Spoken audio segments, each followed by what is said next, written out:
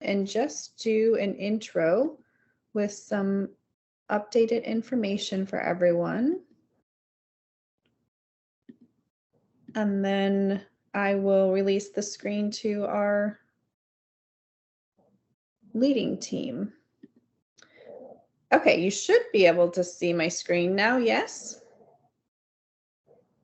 Yes, Yes, we can see. Perfect. Okay, so today we are focusing on chapters 8 and 9 within the concept of leading self and scale. And so what that means is your readings and the slide decks were all around leadership authority and empowerment in workplace and quality imperative. With the objectives of like looking at the pyramid of authority and how it serves as the basis of our organizational structures, as well as practicalities in empowering others as a leader. What's the historical roots of the quality movement? And then also, how do we improve performance through quality initiatives? And that all relates really nicely to what Lizette and Olia and Ezzy are going to lead us in today. And that is looking at how our organizational challenges that exist in leading through inflection points and adversity. So what do you do when there's conflict? So how do you use that reading, that content to approach conflict? And then how do you look at your capabilities when you're rising as a new leader with responsibilities and are still able to tend to yourself and your own development when you're now leading self-care and development of others as well. So as a recap for how we're going to go about doing this, the majority of the time will be engaged with the presentation team leaders. And at the end of the presentation, they will, Lizette, Olia, and Ezzy will access the link that's on this page for their self-reflection. The remainder of us will go to the quiz participation link and complete this. And it is the exact same quiz participation link from last week. It will be the same one every week, actually. You will select the date that you are completing the information for. And then I go in and I'm able to decipher the different weeks and gather that information and provide it within the feedback for the presenting leaders. One thing that I did want to share with you all is in our connections work throughout, there is a self-awareness and leadership video down here. It's about 6 minutes long, and I'm going to go ahead and share it with you now to set the stage, and then our presentation leaders will take over. And then if there's time at the end, I will give you an update on different gradebook items and coordination through the Moodle. How does that sound for everybody?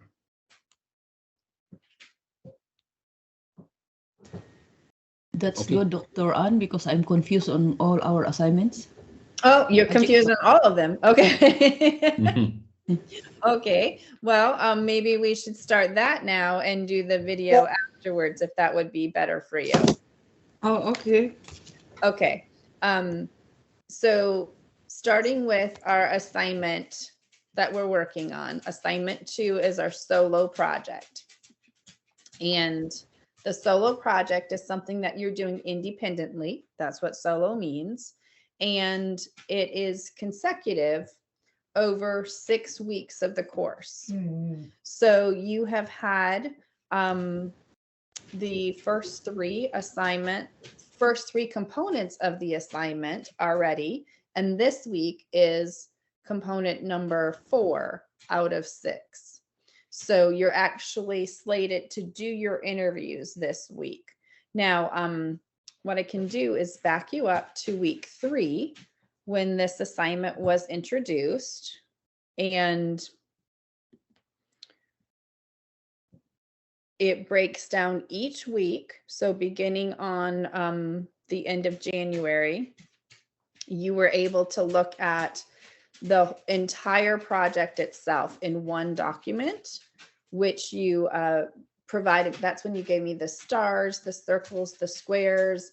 And the purpose of that was for you to look at the week 1 through week 6 all together and see what's going to be expected of you and what's coming.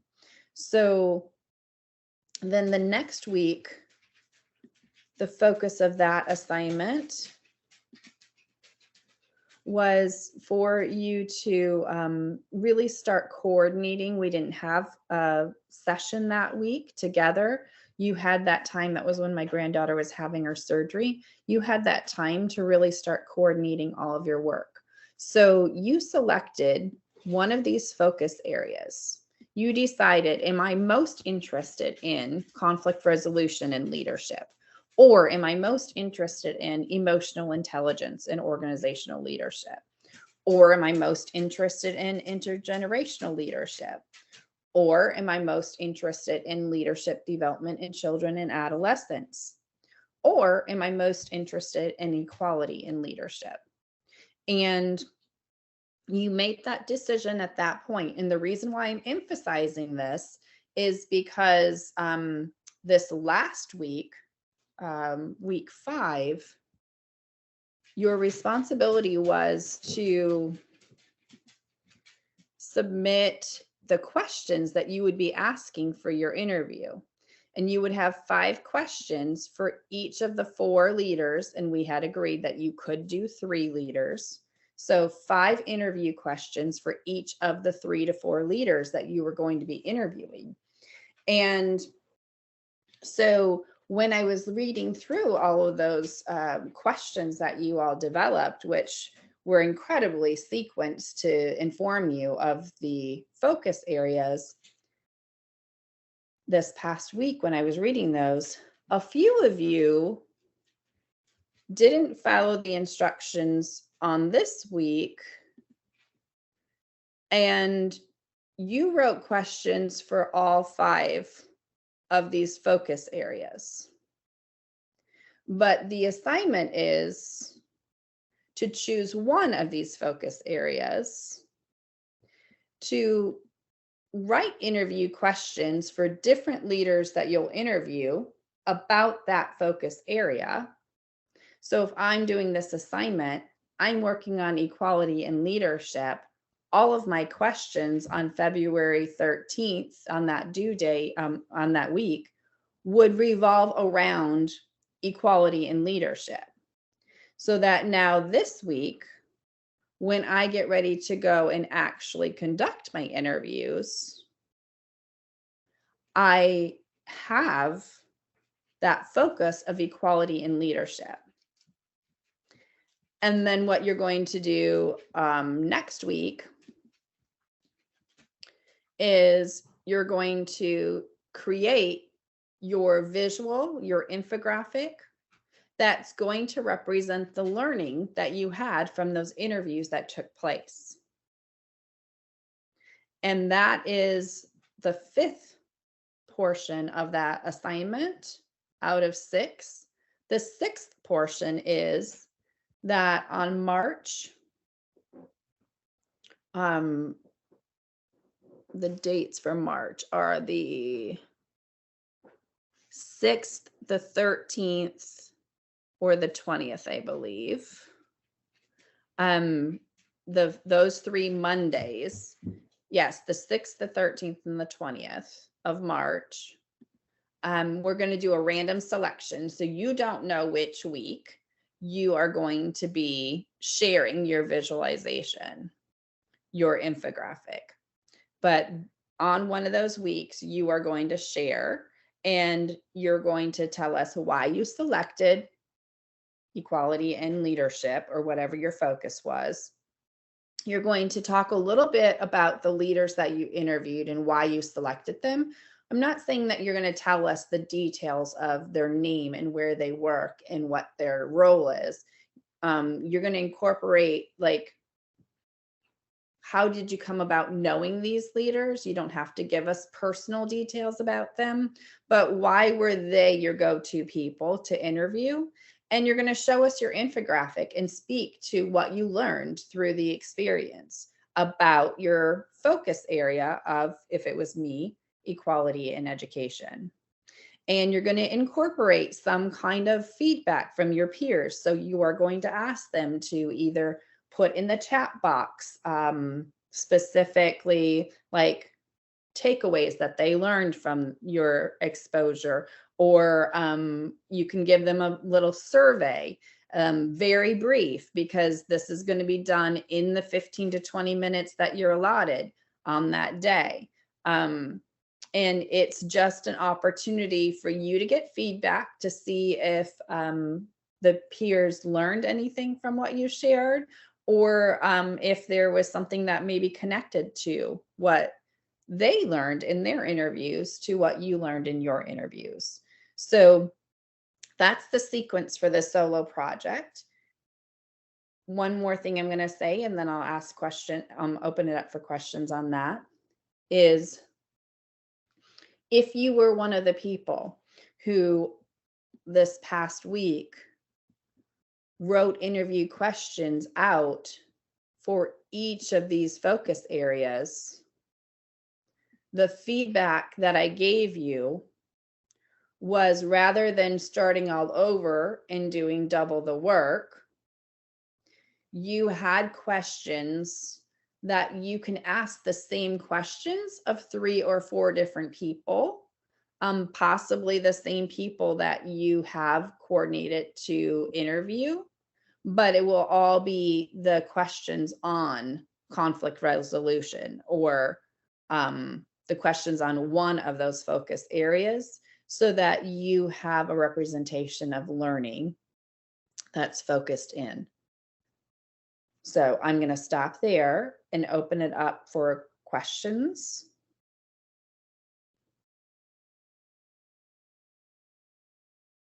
I have a question. Yes.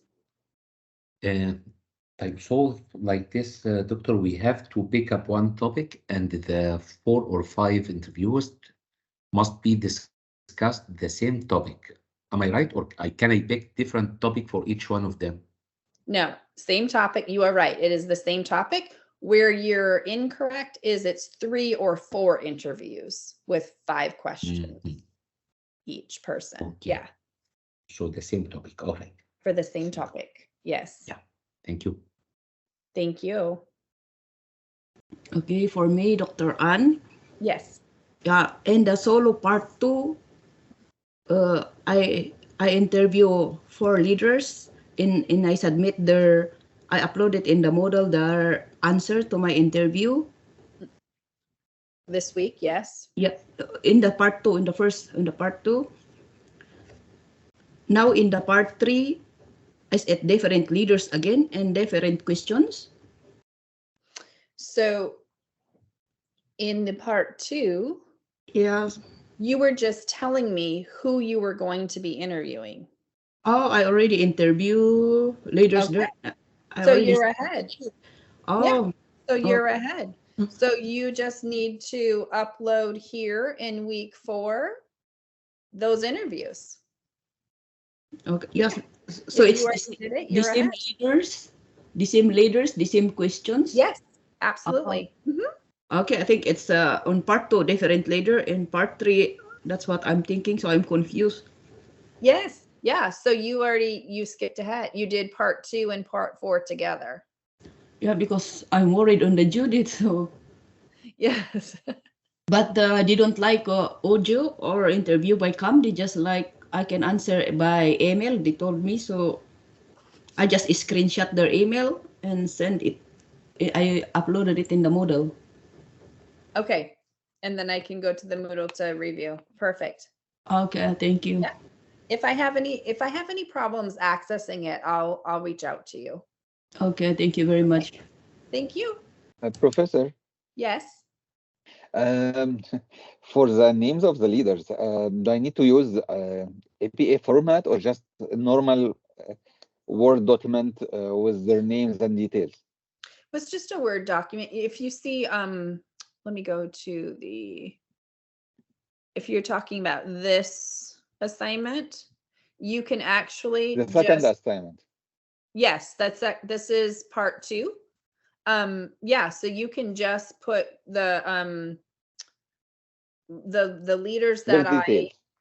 that I will be interviewing, and then you can do a bulleted list just like this for each person. You put their name, and then you can do sub bullets that has this information.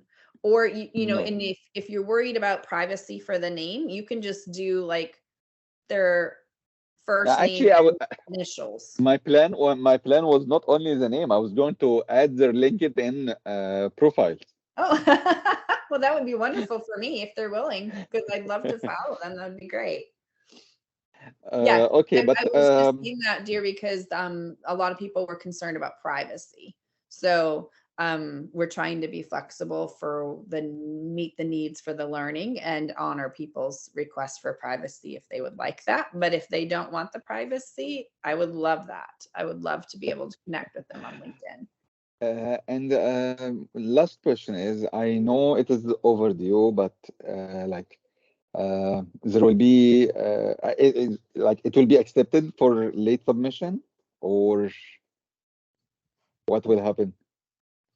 That will be a late submission, won't it? Yeah, of course, of course. Yes. Anyway, no issues, no issues. Thank you so much. Yeah, no problem. I do realize that many of you are in different places in regards to getting your assignments in. And so I wanted to honor those who have been staying on track, because this is a pretty big assignment to wait till the last minute to complete and be successful at it. And so I did go through and make sure that the grades are up to date in the grade book. And of course, as soon as I did that, they just changed all the formatting in the Moodle this past week while I was working on your grades. So if I've missed something, let me know.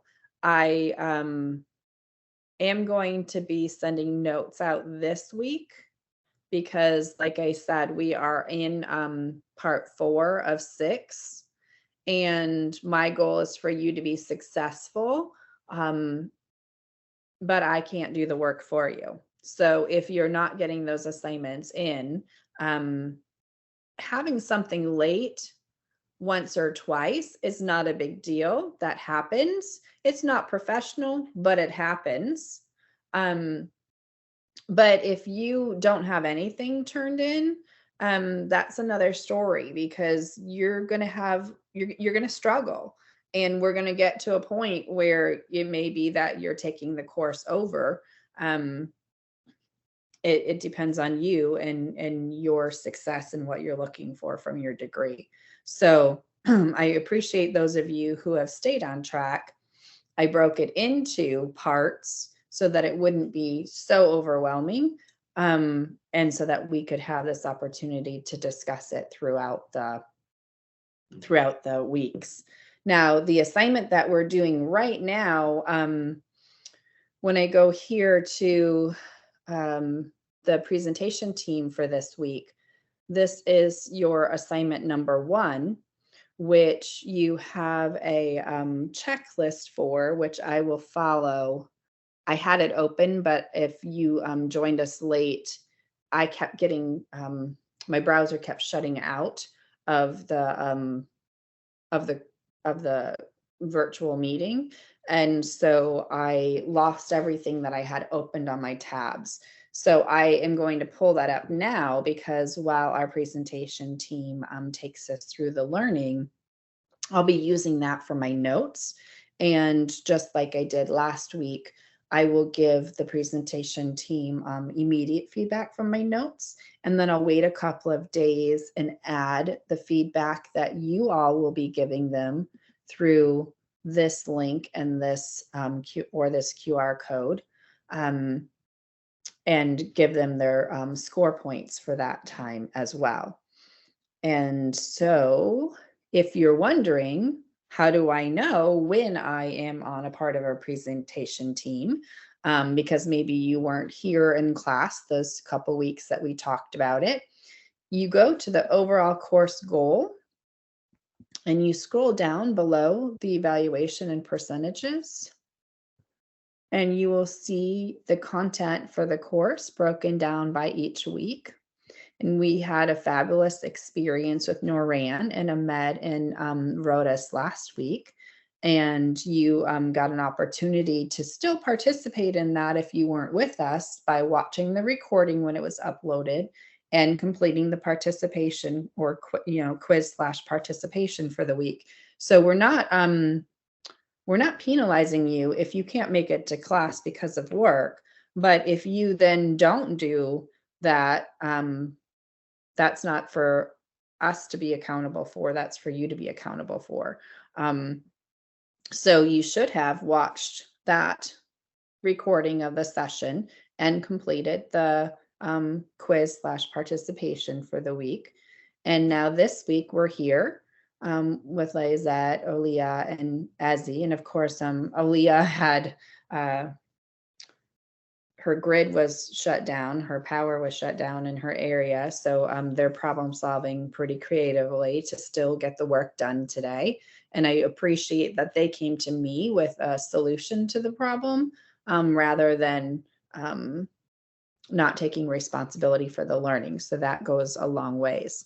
So if you're wondering for yourself, if you didn't come to this table and sign up for a week, after that second week, I went ahead and I said, I will assign people. And I said that, and the session was recorded. And so anyone who didn't sign up for their responsibility to be on a presentation leadership team, I went ahead and added you to a different week. So if you don't know who your team is and haven't reached out to them yet, you now know because you can see it here on the screen. And if you get confused and want to do it the hard way, you can go by each week and go to the topic and you'll find people's names listed. And if that's one of you, if you're one of those people, you need to make sure that you're prepared to do your part with your group. Any questions about that? Yes, Dr. Ann.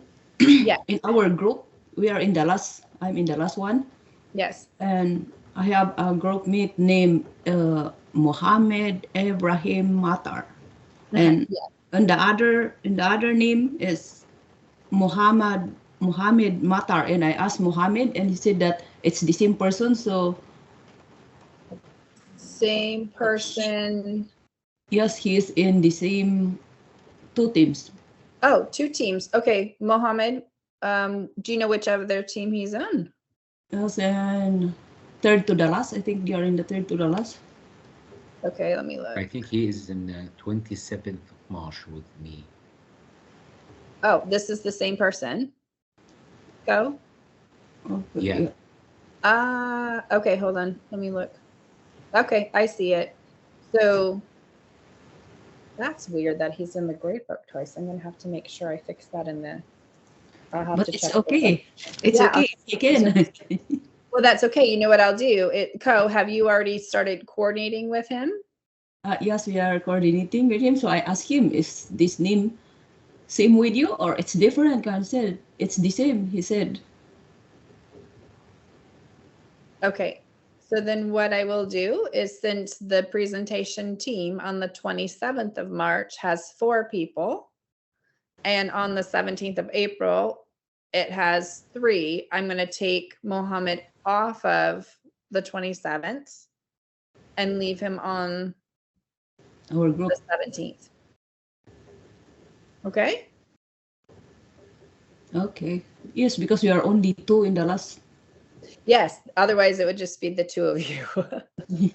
Okay, thank you for bringing that to my attention. And I'm going to have to check with student services of why I have 2 people in the grade book in the Moodle. Thank you, Judalyn. That was very helpful. Welcome.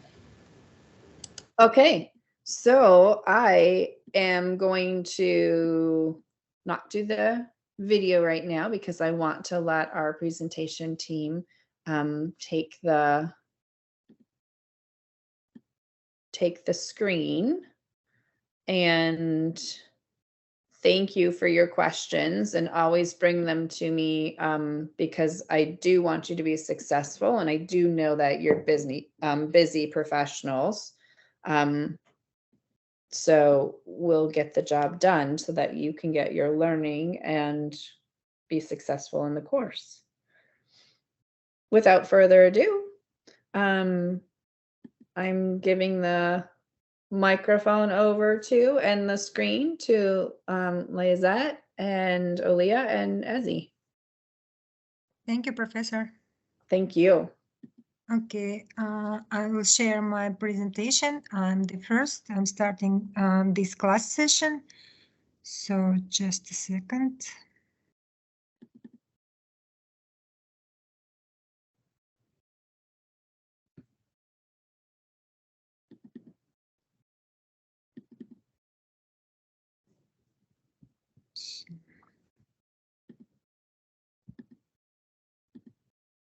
I have a little problem. Just a second.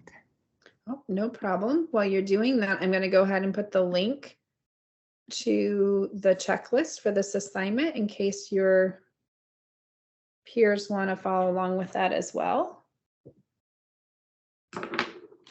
of what the requirements were or are. Okay, can you see my screen? Yes. Yes. Yes. Yes. Yeah, I think like this it would be better. Clear. Okay, so let's start. The team is made up of me, Olia, and Ezgi. So we fairly share the two chapters between us. At least I believe that we did.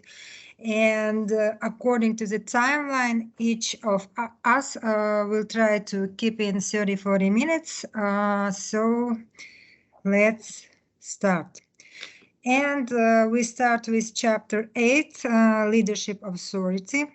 As soon as you can see, there are two views of leadership authority, top-down and bottom-up. They are at opposite ends of the spectrum when it comes to management philosophies. You might know the top-down model is based on the theory of the social hierarchy, which is broadly defined as a system of social organization in which some individuals enjoy a higher social status than others. So top-down approach is most developed leadership approach and involves in the making decision process only a company's top managers, then passing top management instruction on the frontline staff to execute through the middle managers. In the top-bottom management system, employees on each rank of the corporate level are expected to carry out the instructions they've been given by the company's directors without much room for comments or criticism and so on. It's for bottom-up leadership style. Forbes writes, instead of dictating the strategy, leaders empower individuals to maximize the value they create for the firm. Leaders become coaches who question and challenge ideas and opportunities to see if there are holes in the logic or the approach. So empowerment implies the expansion of employees' knowledge, task, and decision-making responsibilities, not only responsibilities for executing tasks. So bottom-up leadership is when employees at all levels of an organization are involved in setting its strategy and making key decisions. Instead of the directors deciding the entire planning process of project, staff at every level have a say in what a business is trying to achieve and how they are going to go about achieving it. The thinking behind a bottom-up management system is that the employees spending each day in the trench can provide insights the company directors would never come up with. So bringing them in on key decisions therefore makes it more likely to get creative and effective solutions to the problems organization might faces.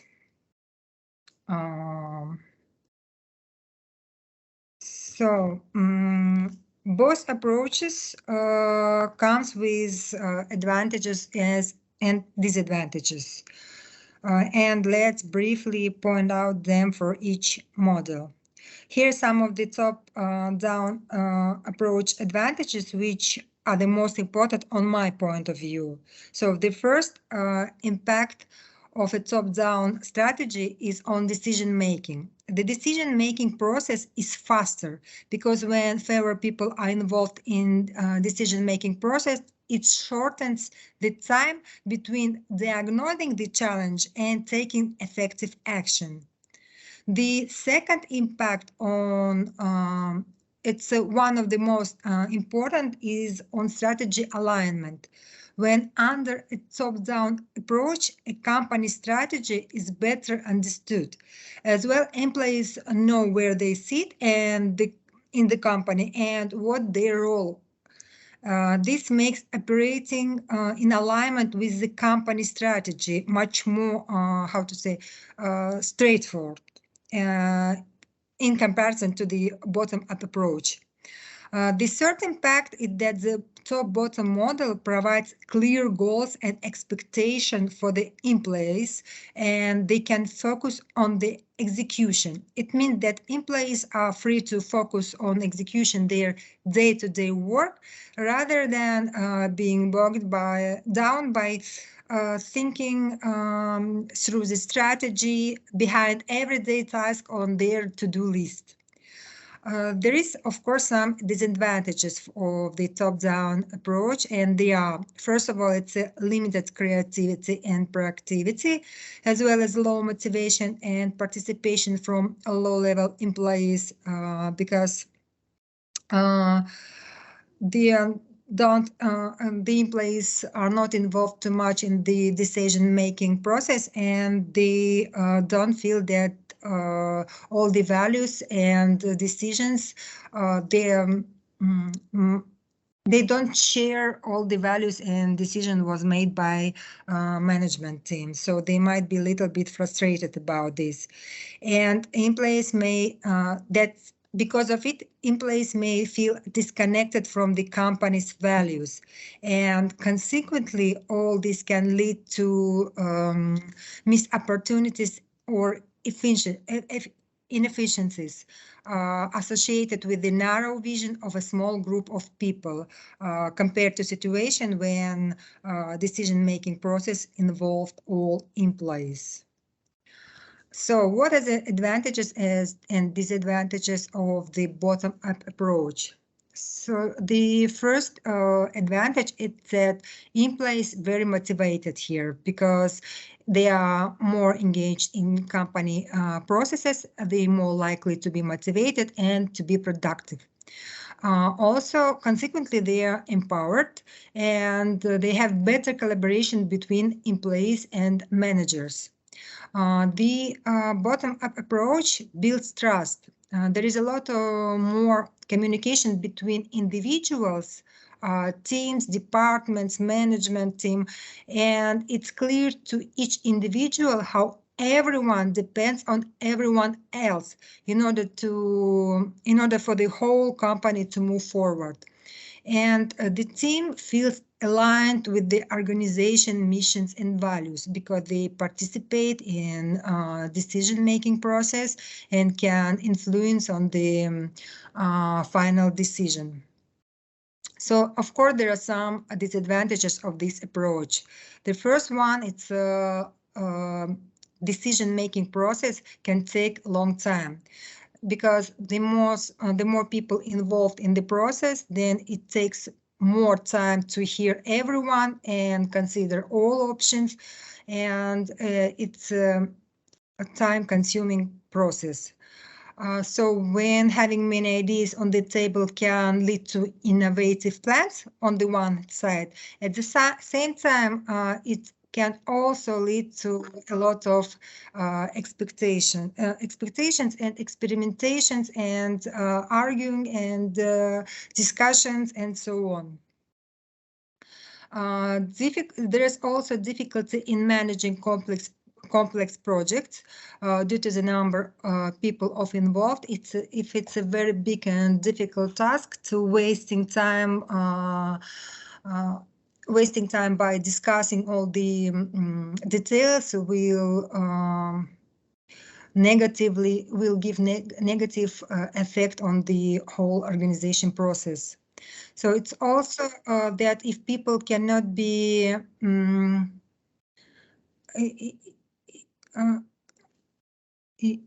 is it something writing for me or not?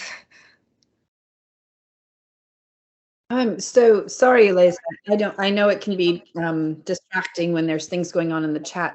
I think some people are struggling. Yeah, like Lauren was having a hard time seeing the presentation, and we were just confirming to her that we can see it. So she's gonna try to problem solve on her end. Okay. Thank you very much. So as I said, it's difficult in managing complex projects, and if the people can't agree, productivity can stall. So wherever you have discussions, it risks turning to debates, disagreements, and even conflicts.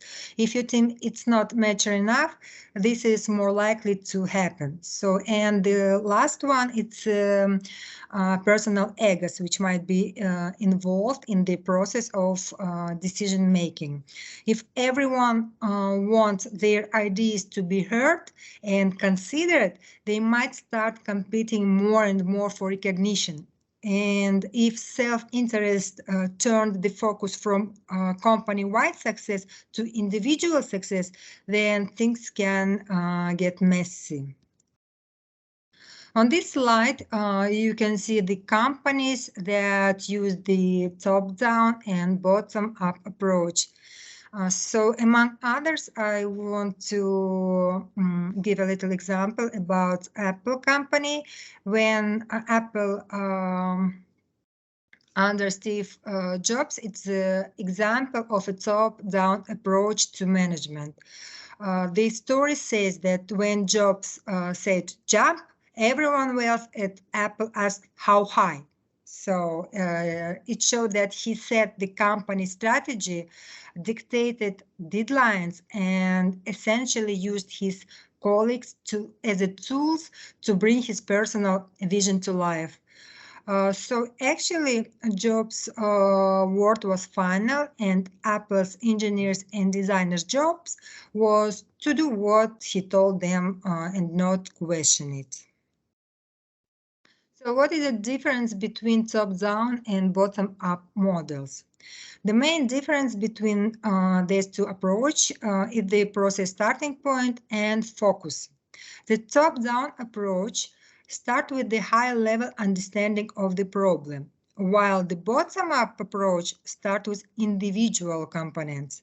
The top-down approach focuses on breaking the bigger problem into smaller ones and then repeating the process with each problem, while the bottom-up approach focuses on identifying and resolving the smallest problems first, and then integrating them together to solve the bigger problem. So logically, one more question that might be raised and might be actual is which one is the best of these approaches. Personally, I couldn't find the strict criteria which can explain how an organization in practice chooses the approach. But I can notice that the best approach mostly depends on business sizes. If it is a small or growing business, a bottom-up approach can allow to get the most from staff and give an edge over the competition. At the same time, this approach doesn't work for medium and large organization. For them, top-down management is a more effective approach. However, if we look back at the companies that use bottom-up approach in their management, so these suggestions that this theory about size and size of organization has no sense. So I would appreciate if someone has an idea or professor could give a guidance on this subject. How can we define how organizations choose the leadership styles, bottom-up approach or top-down approach?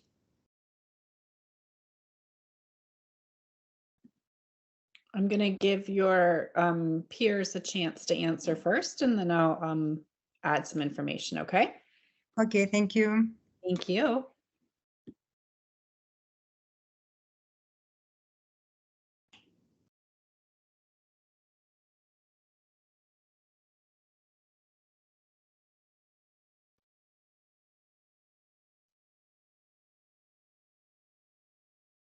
I think nobody has idea. Actually, that you already answered this. As you mentioned, the flow of information, the flow of ideas. This is mainly the main difference, in my opinion. Go ahead, Ashraf.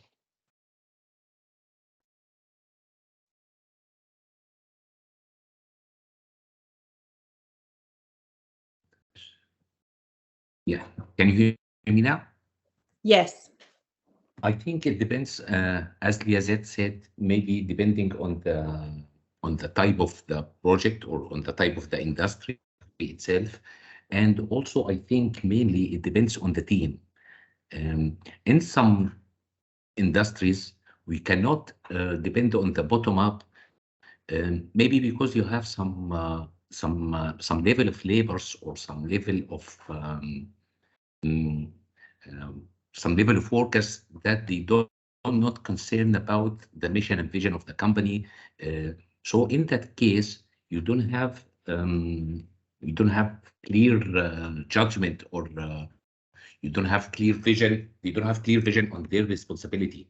This type of this level, yeah, this type of level of this type of workers, they must be driven. I think they cannot be drivers.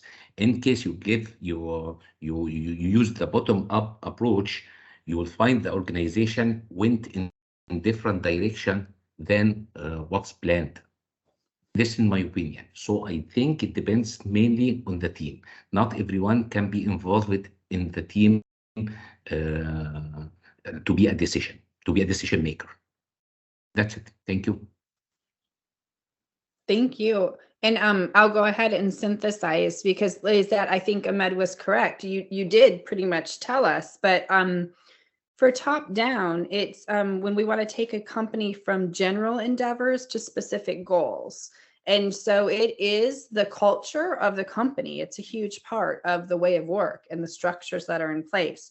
For bottom up, it's where planning is a tactic that synchronizes specific targets into like a general framework.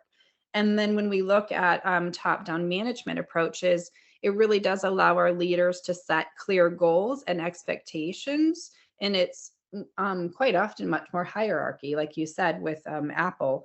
And then for companies, when we're looking at the top-down approach, also allows us to assess, determine, and implement business decisions that are made by those upper executives. So there isn't really like a right or wrong. It does depend on the focus of the work, like Ashraf just shared. Like it depends on the type of company and what they're trying to accomplish and how they want to go about doing that.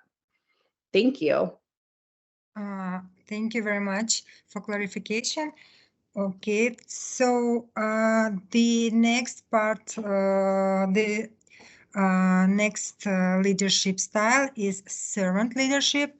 The term servant leadership was first coined in 1970 by Robert Greenleaf. And servant leaders are focused on the employees and their well-being before considering their own. The servant leaders is the servant first. He gives other people the support and acknowledgement they need to reach their goals. So there are some examples of well-known servant leaders and Abraham Lincoln, the former president of America, is a shining example of servant leadership. In his desire to serve all people and to give them what they need during the Civil War, he was able to demonstrate his servant leadership characteristics. He gave all Americans freedom and opportunity by freeing the slaves, and also he transformed the USA into the true democracy. The next example is Mother Teresa. It's a Catholic nun, is one of the world's greatest and most famous servant leaders. As a nun and a charity worker in India, she spent her life helping the poor, sick, and dying. Also, she never sought personal recognition, and when accepting the Nobel Prize, she did so in the name of poor. And third person, it's Howard Schultz. It's a former CEO of Starbucks. He served as chairman and CEO of Starbucks from 1986 to 2000. And he was re-elected for the position again from 2008 to 2017.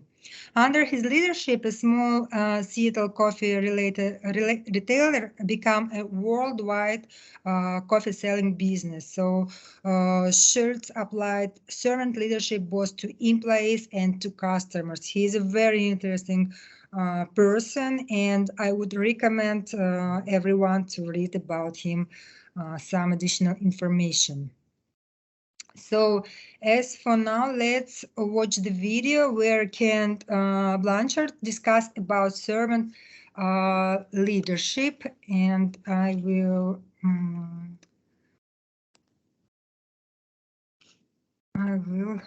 start this video.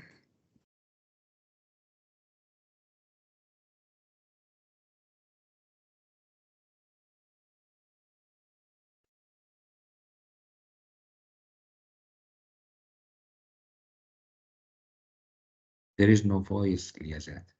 Yeah, can you check your audio?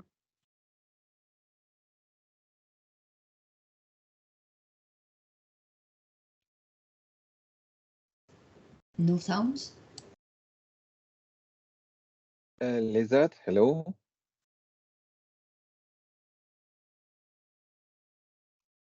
Liazat, there is no sound. We cannot hear it. Wow, you cannot hear it. Oh, sorry, I can hear it very well. How can I fix it? Yes, when you press share, okay, there is on the top, there is include sound. In the top include sounds. No. In the Teams, when you click, you are already sharing. Yes, I'm already sharing. That's Russian, or I Yes, don't understand the language. Okay. How can I do this? Can you share the link? I can share it from my side if you want. Okay. Thank you, Ahmed. Share That's the link great. in the chat. Yes, Yeah. I will. Nice.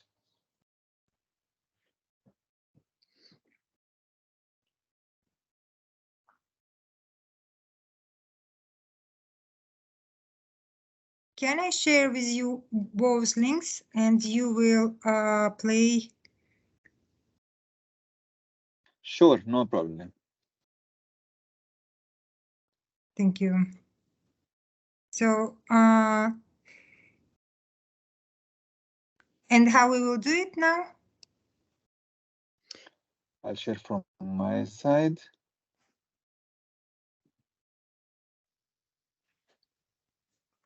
Can anyone see my screen? Not yet.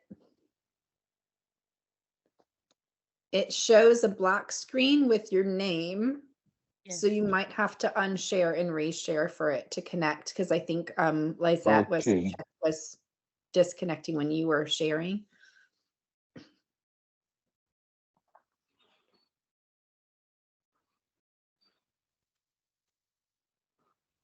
Now? No. Still No. There I we really go. feel that the world is in desperate need of a different leadership Okay, role you hear model. it? We've seen Yes. Okay.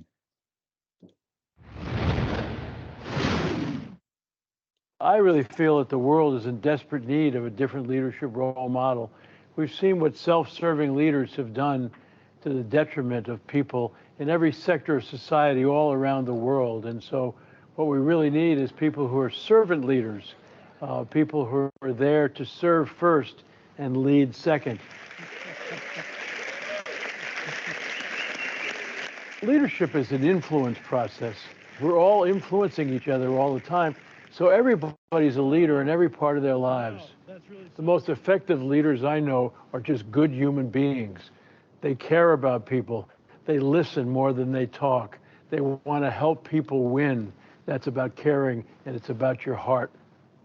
There's three key aspects of being a leader, being a manager. One is clear goals. All good performance starts with clear goals. And so people around you, if you want to make a difference in their lives, they need to know what they're trying to accomplish.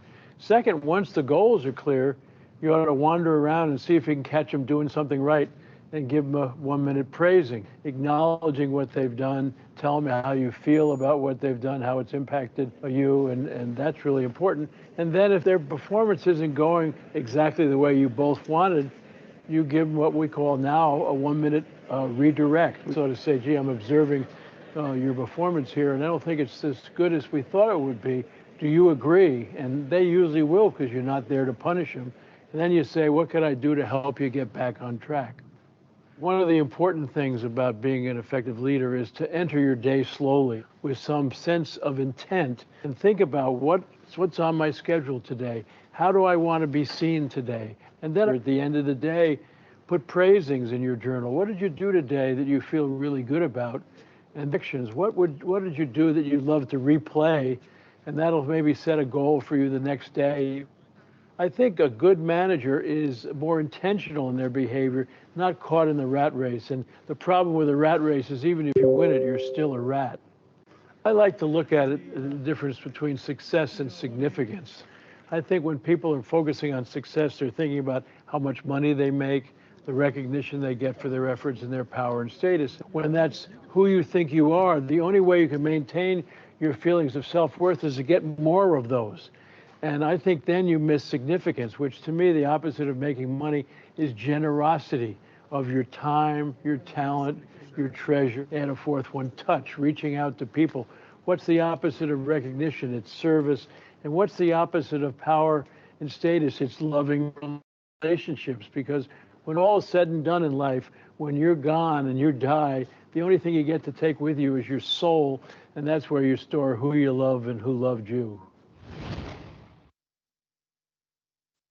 And That was inspiring. yes, if somebody has some comments or want to say something, please.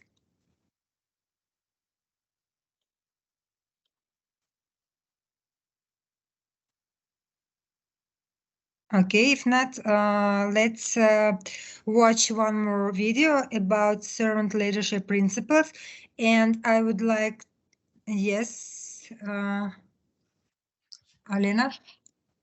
Yeah, I can share my suggestion that it looks like that servant is a sort of a mentor who In this video, I'm going to be talking about the 10 principles of servant. who inspire other people for the development and for the growth and for the development in general, what I think. Yes, exactly. Yes, you are right. And the principles, I would like to emphasize that basic principles of servant leadership were put forth in Greenleaf's essay, The Servant as a Leader. So let's have a look on the principles.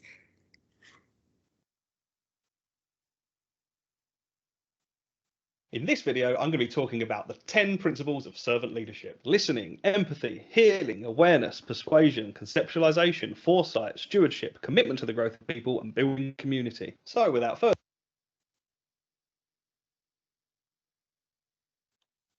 Is this going fast or I'm just... Yes, it's a video like itself, a little bit fast, so I think it's pretty good for us to do not waste time for long videos. I think it's intentionally fast, right? Yes, yes, yes. because actually it is the normal speed, but I can Yes, reduce the speed a little bit. I think the video creators understood that nobody wants to watch too long videos, so they make it a little bit speedy. So do you want it as it is, or do you want me to reduce the speed a little bit? For me, no problem. Reduce a little bit. I think if you can reduce, it will be better. Yeah, I think it'll be helpful for when you're trying to translate different languages between languages. To slow it down. Yeah, there you go. The playback speed. Thank you, Ahmed. Welcome. Let's see how fast it will go now. In this video, I'm going to be talking about the 10 principles of servant leadership: listening, empathy, healing, awareness, persuasion, conceptualization, foresight, stewardship, commitment to the growth of people, and building community. So without further ado, let's do. My name's Jonathan Sandling. If you're new to my channel, welcome. If you're returning to my channel, welcome back. Servant leadership was first proposed by Robert Greenleaf in 1970 in his book entitled The Servant as Leader. And what better way to define servant leadership than to use Greenleaf's very own definition? Servant leadership is a philosophy and set of practices that enrich the lives of individuals, builds better organisations, and ultimately creates a more just and caring world. Servant leadership completely rethinks the hierarchical model of leadership and turns it on its head. The traditional hierarchical model of leadership sees the leader at the top of the pyramid in a position of authority and power, whereas servant leadership flips this concept upside down, placing the leader at the bottom of the pyramid in a more supporting, serving position. And as Martin Luther King Jr. said, anybody can be great because everyone can serve. And Greenleaf proposed 10 principles to help people become effective servant leaders. Number 1, listening. Communication is a two-way process. Most people are very good at doing the talking bit, but not very good at doing the listening bit. Effective servant leaders are able to actively listen intently and respectfully to others and act in a meaningful way on the information they receive. In my experience, listening is a hugely overlooked skill. You very rarely hear people say, I'm going to go and work on my listening skills. It doesn't ever happen, but people need to be doing that. Listening is central to servant leadership and central to effective communication. Number 2, empathy. Servant leaders are able to effectively empathise with others. And empathy in leadership can be quite a complex topic, but in the context of servant leadership, it's ultimately about getting to know your team. What are their strengths and weaknesses? What are their likes and dislikes? What motivates them? Servant leadership is all about serving and supporting. So the better you know your team, the better you can serve and support them. Number 3, healing. We're not really referring to healing someone physically from an illness. We're talking about healing on a more holistic level. And this can be achieved through coaching, mentoring, and a more relationship-orientated leadership style. People will experience difficulties in work and outside of work, which create stress and anxiety and make their life difficult to manage. Servant leaders have the ability to identify these issues and provide healing through creating positive work environments, creating value for employees, making people feel valued, and giving people the tools they need to succeed. Number 4, awareness. Having a good awareness of yourself and others is a quality that is often seen in effective servant leaders. Understanding your own strengths and talent, your own weaknesses and areas for improvement is essential for your own personal growth and development as a leader. And the same goes for understanding the strengths and weaknesses and talents and areas for development of your team, both as a collective team and as individuals within your team. Awareness also extends to the wider culture, environment, atmosphere that's occurring in the workplace or in the area you're leading. Having an awareness of the environment you're functioning in, your own qualities and the qualities of your team can greatly help you to serve, support, manage and lead that team forwards. Number 5, persuasion. A key feature of servant leadership is that they gain followers through persuasion and collaboration, as opposed to other styles of leadership which are more associated with power, authority and coercion. In other words, a servant leader would want people to want to follow them, not feel that they have to follow them. This ensures that everyone has a true, sincere belief in the vision and the future ambitions and objectives of what is trying to be achieved. Number 6, conceptualization. As a leader, you need to have a clear understanding where you and your organization are heading in the future. Without this clarity, there will be a lack of direction and vision. Servant leaders have the ability to conceptualize the situations they find themselves in, and this is in relation to the future outlook and the current day-to-day activities. Number 7, foresight. Foresight is a characteristic that enables servant leaders to understand lessons learned from the past, the realities of the present day, and the likely outcome of any future decisions. Servant leaders are highly reflective of past experiences and can reflect on the outcomes of prior decisions to inform the likely outcomes of future decisions. Foresight doesn't always come naturally to every leader, and very few leaders factor in reflective time within their schedules.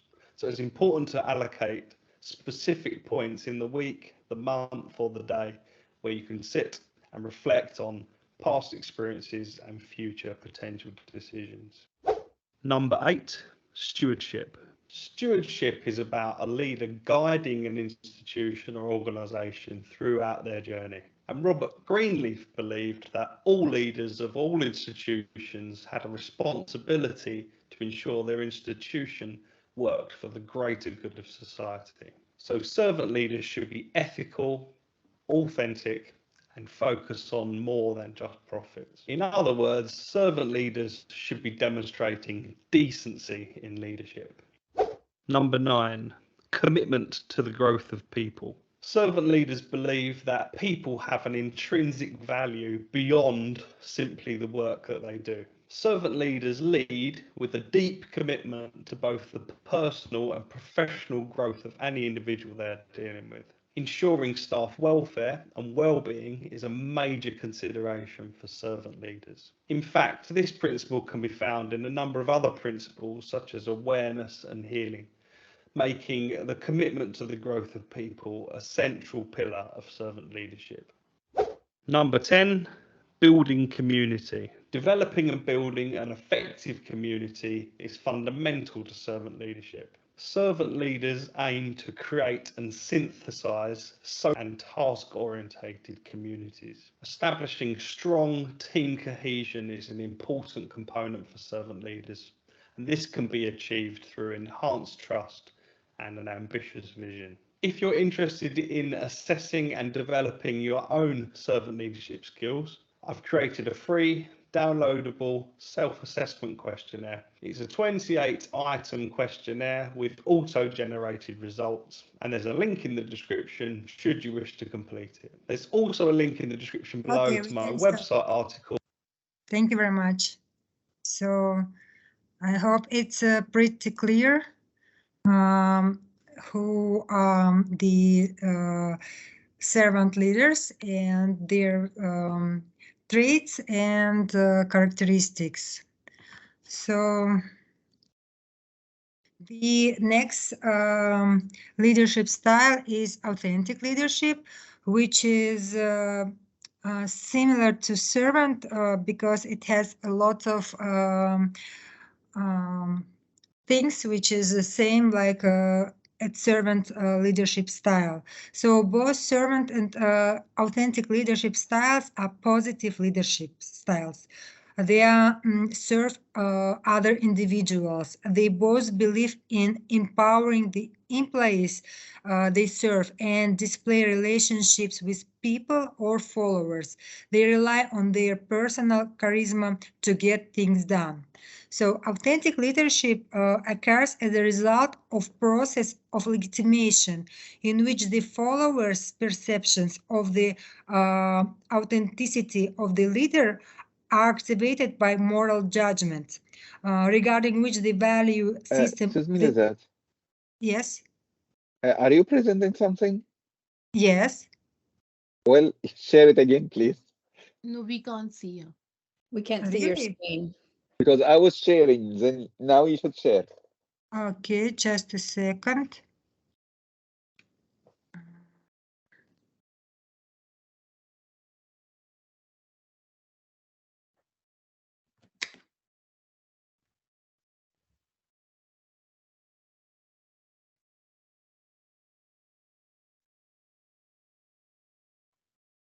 What happened with my...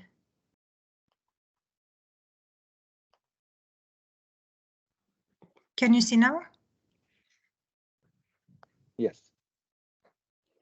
Okay. So authentic leadership, as I said, occurs as a result of process of legitimation. So it's not possible to be just a leader before the followers will not accept accept the leader as the person to whom they want to follow. It's the values and the person itself should be accepted and adopted by followers who confers legitimacy. Servant leadership and authentic leadership share the idea of leaders' self consciousness, ethical behavior, and listening, empathy, support and help, persuasion, and vision. So the biggest difference between servant leadership style and authentic leaders, it's as was saying, like the authentic leadership, they are leading by heart. So it's stressed by all the writers whom I read that it's the biggest difference. They are authentic and they doing everything from the bottom of their hearts. So despite similarities, there are also differences between these two leadership styles. The primary difference is that authentic leaders are driven by their own internal values and beliefs. They put mission ahead of self, while servant leaders are motivated by a desire to serve others. Authentic leaders focus on their own personal growth and development. They are constantly striving to become the best version of themselves. In contrast, servant leaders focus on the growth and development of those to whom they lead. They speak to help others. They teach. They try to. They mentoring others to reach their full potential and their goals. Authentic leaders place a high value on integrity. They are honest and transparent in their dealings with others. Servant leaders also place a high value on integrity, but in addition, they also seek to model compassion, empathy, and care for those they serve. What I found that it's a difference between authentic leadership and servant, that authentic can say everything very in a very strict way. They don't care too much about feelings others. They always see the mission and their star, and they go to they want to fill their goals, and in this way they are very honestly and how to say, honestly speak with followers, with everybody. They are never hiding anything, and it might be a little bit difficult to people who is a little bit sensitive to listen this kind of words, because they sometimes they don't choose the words, they just say how they feel from their hearts, and it sometimes might be a little bit problem. So authentic leaders are confident in their own abilities and judgments. They are not afraid to make decisions, to take risks. Servant leaders also have confidence in their abilities, but they temper this confidence with the healthy dose of humility. Also, authentic leaders are result-oriented. They set high standards and expect those they lead to meet them. Servant leaders also focus on results, but they are just as concerned with the process as they are with the outcome. So for them, it's both very important. And servant leaderships leaders believe that the journey is just as important as destination. So the one more leadership style which is close to servant leadership is military leadership. As you can see on the slide, the basic responsibilities of the leader, it's an accomplishment of the mission and the welfare of the soldiers. And additionally, the professional military ethics is loyalty to the nation, loyalty to the military and the unit, duty and selfless service. Looking through the principles and considering that selfless service is defined as putting the needs and goals of nation, military, unit, soldiers ahead of leaders' personal needs and interests, this leadership style is closely connected to previous we discussed in this presentation.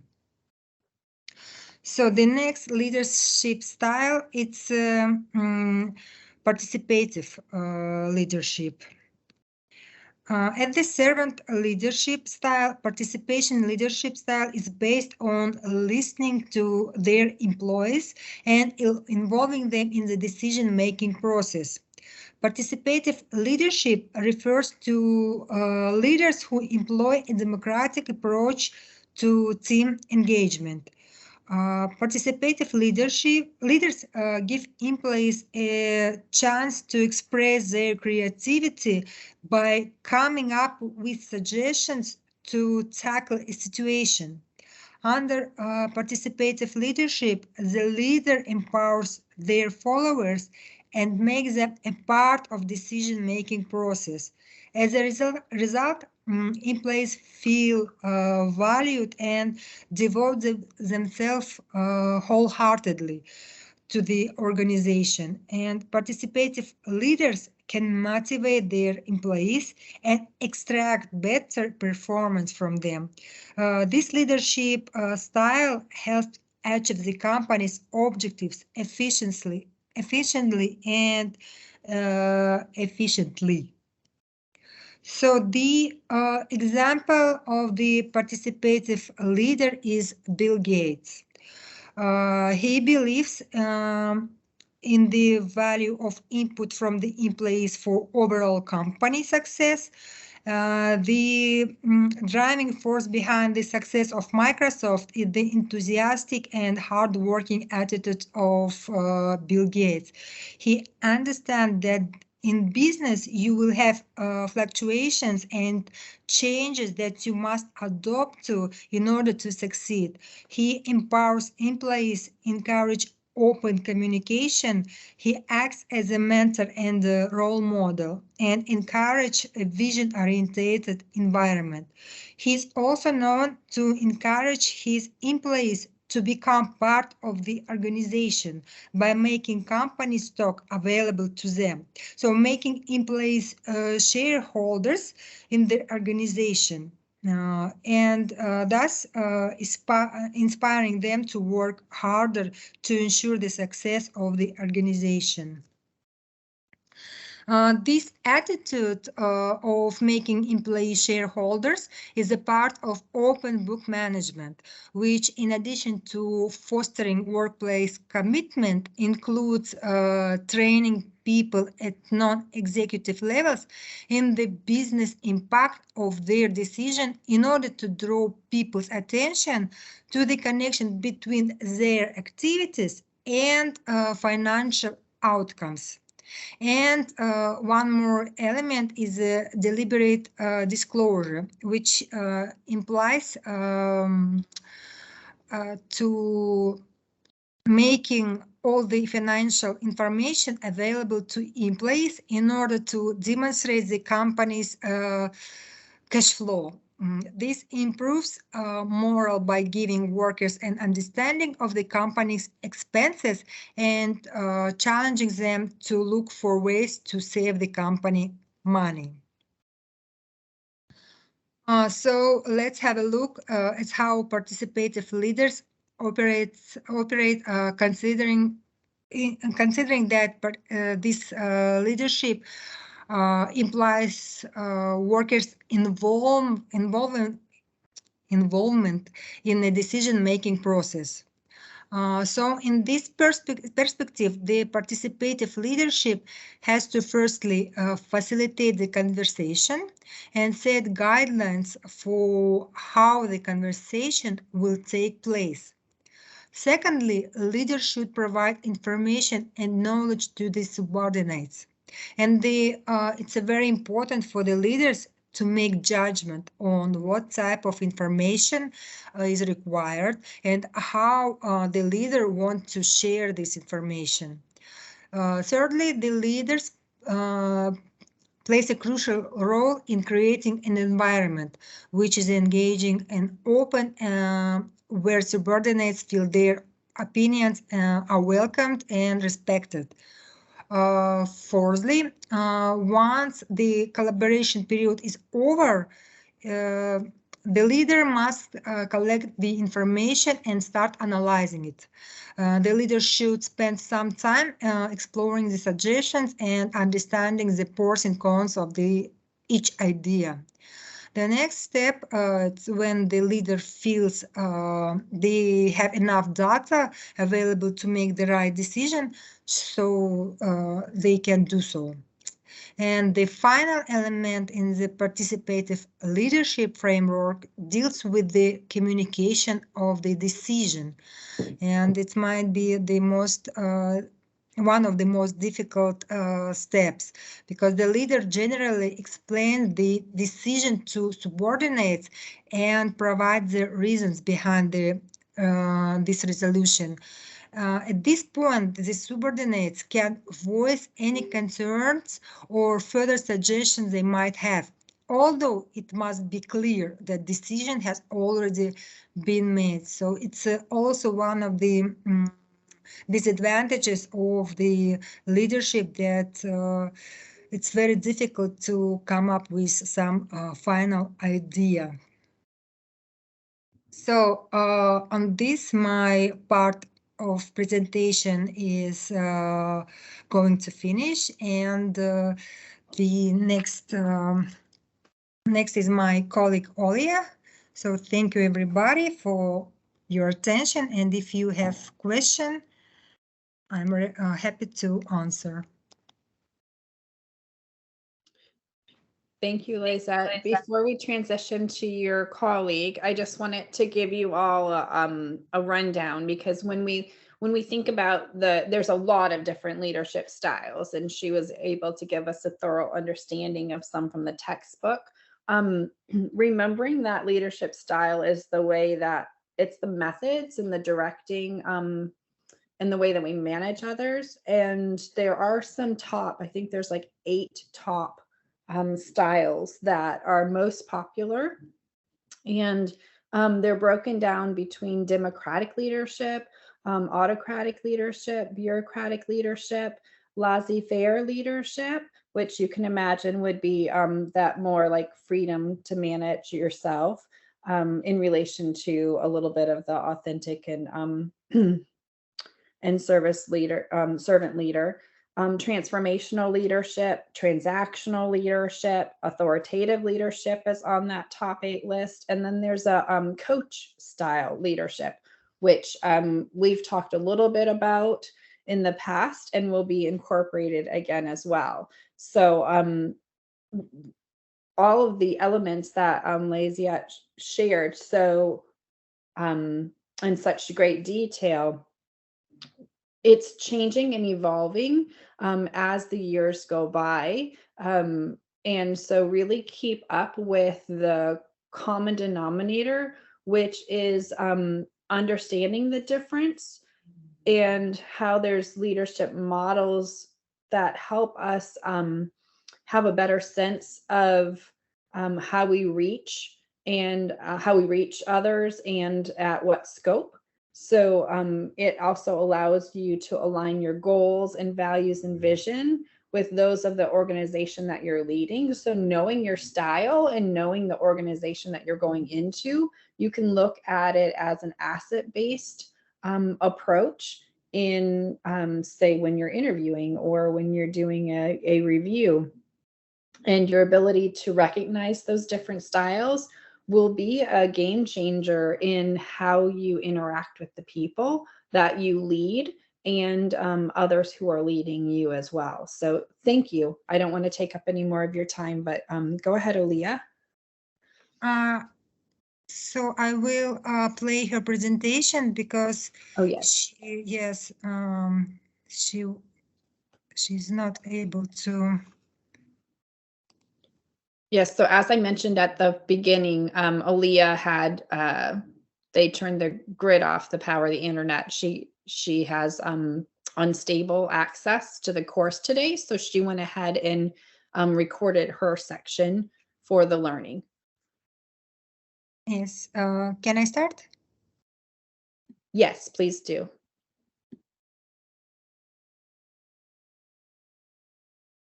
Can you hear it or not?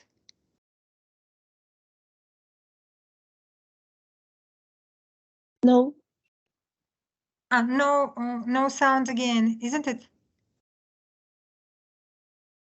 Yes, there is no sound. So I need again help. How Sure, to send me the link. Let me try. Okay. So Ahmed, you might have an issue with opening it because when I went to try to open it, it was restricted.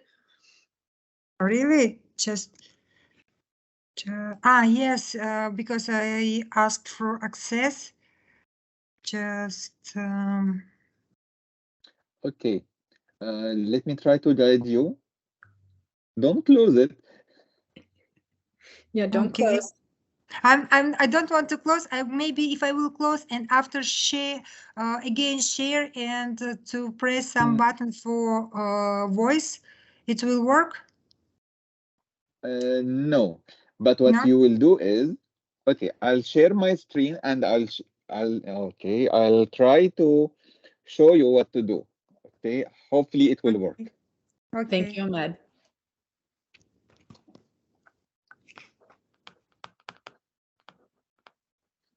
Even it's in Russian, you understand what this button means. Yes. Okay. Do you see my screen, right? Yes. Okay. If you go to the top, don't press anything. Just go with the cursor to the top. Okay. You will see. You can see a small pop-up screen, right? No. Presenting. Give control. Stop presenting. No. No. No. It's not showing on your visual either, Ahmed. Okay, it's my visual only. Okay, so share again your screen. When you are pressing share, the arrow for share, there is this arrow pointing up. Okay. Once you open it, you will see share content, include computer sound. Yes. Yes, go ahead. Thank you very much. Thank you, Ahmed. Most welcome. Is it sound now? We don't see your screen now, Leah, is that? Hmm? We don't see your screen. Can you share your screen? Something happened with my screen. When you are sharing, okay, share including computer sound, then select what you want to share. Didi, and I will be taking. We hear you. Hear it. Good. Okay. A very good morning to you, Professor, and a very good morning to the class of today.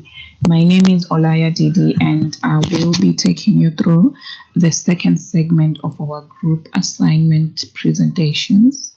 I would like to thank Eliza for taking us through the first segment of our presentations.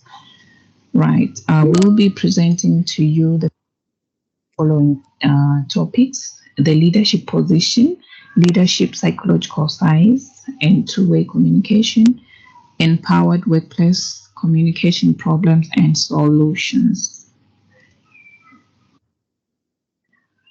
I would like us to start with media activity, whereby we are going to watch two very short video clips. Excuse me, the first one is about the boss versus the leader, and the second one is about effective communication.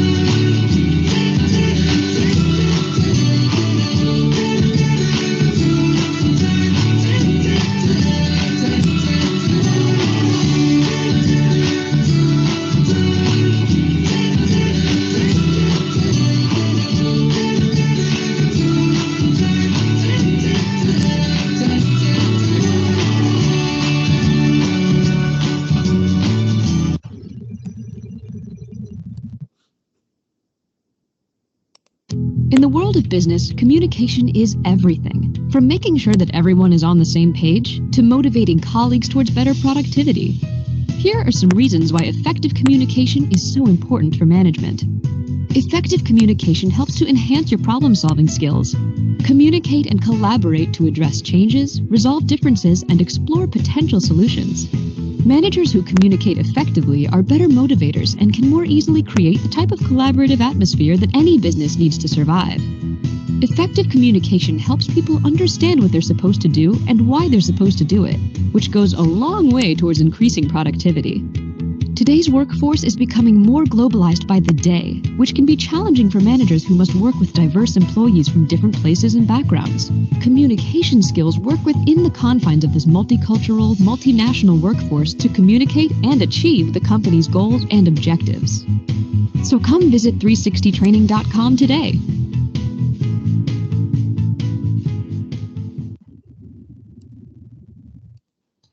A very good morning to you, Professor, Yes, and a very good morning now. to Now I think it's okay. whoever is in this class.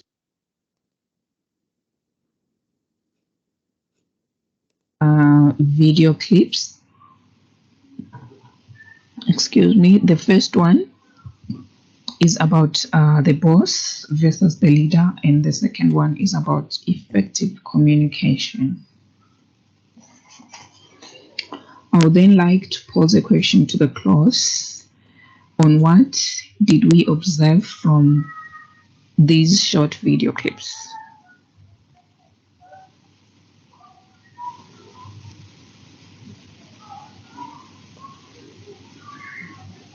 So what did you guys I would then observe? also like to strongly agree with everybody that whoever is in this class will actually choose to be the leader and not the boss, because we have seen from the illustration that the leader invites people to work together and achieve a common goal, whilst the boss only wants to progress alone. And then on the communication video, as leaders, each and every day, we use words and language to interact with people at our workplaces. But at some point, we do not check whether we have communicated effectively. And in most instances, this has led to the work not being done. There will be communication breakdowns here and there because someone did not effectively communicate. So as leaders, we should always check whether we are communicating effectively in our organizations.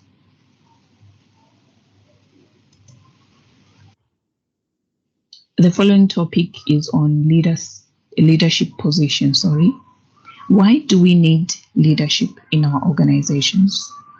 Leaders provide guidance, inspiration, and motivation when achieving goals. They help to create a vision and rally people around a common cause, just as what we have observed from the previous short video clips that we watched. Leadership is needed in all areas of society and at all levels of responsibility. The challenge, however, is to meet the responsibility of the position without abusing its power. Why do leaders abuse power? I want to believe each and every one of us has had an experience of a leader who was or who is abusing power within their organization. Well, in most instances, the abuse of power by leaders is to hide leadership incompetence. The role of the leader in an organization comes with much position, power, and because many leaders don't know how to lead through the use of leadership skills, personal power, or influence, they shift to autocratic behaviors and seek instead to overpower and control to get things done. We have all at some point witnessed these kind of leaders.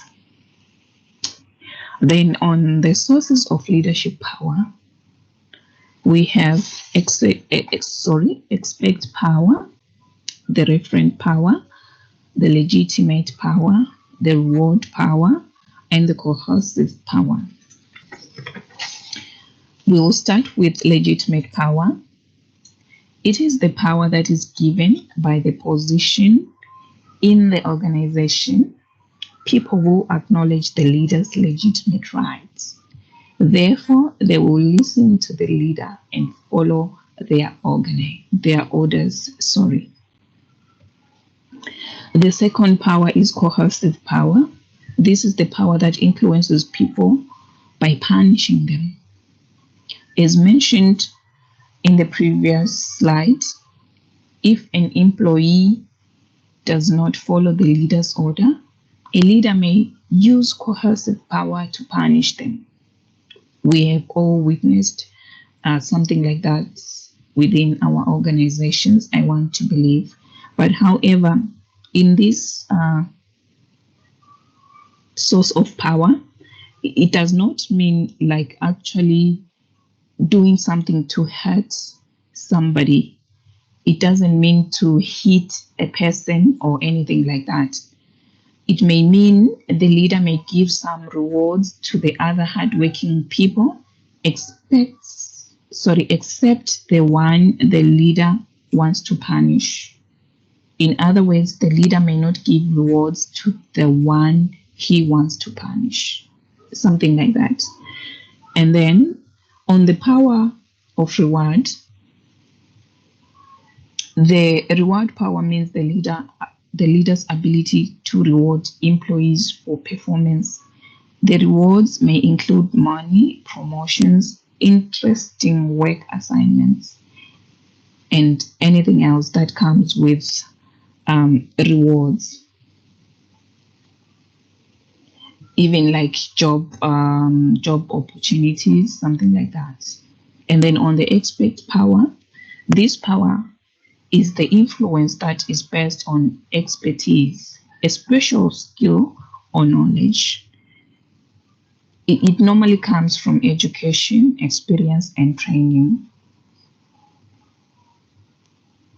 And for example, we will notice that expert power will follow a person who has expertise in something. Therefore, the expert power is one of the powers that almost all leaders need. The referent power is the power that arises because of a person's desirable resources or personal traits. In other words, this power exists when one person wants to be like or imitate someone. For example, a new leader may copy the leadership style of an older and more experienced leader. These three main types of leadership styles and the 5 sources of leaders' power need to be used in a proper way. If not, there may be a counter effect. Psychological science and two-way communication. What is psychological science? It is the perceived status one person has relative to another. Psychological science has relevance for people in authority positions like leaders. For example, if expressed opinions, body language, and sometimes just one's presence limits how people engage with them, they have psychological science. Can power influence the communication process? Yes. Employees are in a weaker position and depend on their leaders. Relationships can be affected. People may fear a leader's power and inhibit their behavior. Abuse of psychological science. This is done through one-way communication. We will see this in detectors. It's only them who should communicate, and they will not agree on taking anything else from anyone else. They just command. This is abuse of psychological science. One-way communication, right? And this comes with a lot of problems within organizations.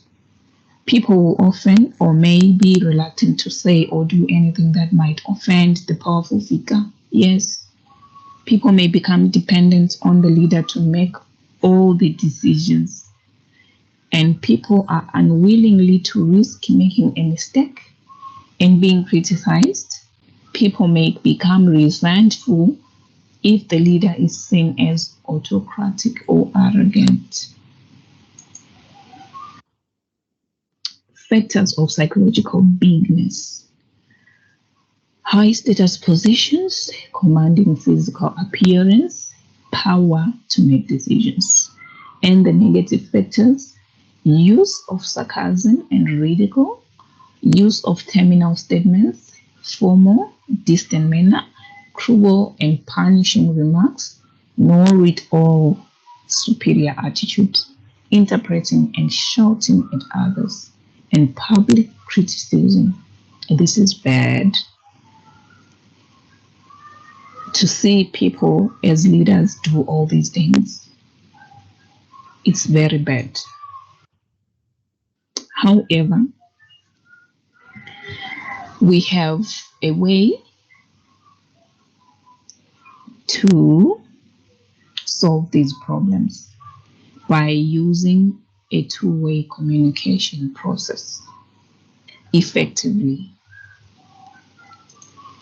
In this instance, the leader will be approachable, and the leader will be modeling an open and honest style of communication. The leader is patient. The leader is drawing people out without constantly evaluating their mistakes. The leader listens sincerely to people and make people feel important, giving people a project that they can grow into, building pride and commitment and increase productivity. Guidelines to two-way communication. We have 2 ears and 1 mouth, and this is the principles that guide us to two-way communication, effectively communicating. Put the talker at ease. Show that you want to listen and remove distractions. Empathize with the person. Be patient. Hold your temper. Go easy on argument and criticism. Ask questions if need be. Encourage clarification and stop talking. We should talk less. Even the Bible, for those who believe in the Bible, it teaches the same thing in the book of James 1:19. It says, "Know this, my beloved brothers, let every person be quick to hear, slow to speak, and slow to anger." Effective leaders understand that use of psychological bigness and overbearing is effective for only a short time. Dissatisfaction causes employees to rebel or escape. This is very true, class. We should not be these type of leaders because we will have a lot of problems within our organizations. We may end up with strikes, and we may end up with high turnover ratios within our organizations. We may just end up with chaos within our organizations if we fail to effectively communicate and if we do not use a two-way communication within our organizations. The simple solution is to speak less and listen more as a good leader, thereby showing respect for others. Effective leaders at all levels of authority should understand these human relations principles. Empowering people in the workplace. Why do we need to empower people at workplaces? The questions that can diagnose the need for empowerment are as follows. Do people seem uninterested in their work? Are absenteeism or turnover rates too high? Do people lack loyalty and team spirit? Is there a lack of communication amongst individuals? Is there a low level of pride? Does the quality of the product or service need improvement? Once these questions arises and all their answers are yes, then yes, there is a need to empower the staff. There is need to empower people at workplaces. Empowerment is generated by efforts to improve performance. Companies forced to compete in an increasingly global economy find that the path to success is long and winding. It takes strong management to overcome large obstacles. It takes the attention and efforts of employees to overcome smaller obstacles. According to Jack Welch, the CEO of General Electric, he believed that the best strategies would not work without the right leaders. He selected and trained leaders on the 4 E's, and that is high personal energy, ability to energize others, the urge to make tough decisions, and the ability to execute a strategy. And these were his words. I only have 3 things to do. I have to choose the right people, allocate the right number of dollars, and transmit ideas from one division to another with the speed of light. If we could copy this strategy that Jack Welch used, I want to strongly believe that we can also be successful leaders in our businesses. What are the principles of an empowered workplace? These include trusting in people and then assume they will work to implement organizational goals if given a chance. Then invest in people. It's very, very important to invest in your organization's staff, the employees. Otherwise, if they are not empowered, if the leaders are not willing to spend on the employees, then it means those people will never be empowered and they will never be able to be given a chance to grow, and then the organization will not grow also. View people as the organization's most important resource. This is very true. Plus, as leaders, we need to view our employees as the most important resource. We need to treat them as the most important resource. We need to support them in every way that we can. We need to show them that, to show and make them feel that they are important. And we also need to recognize accomplishments.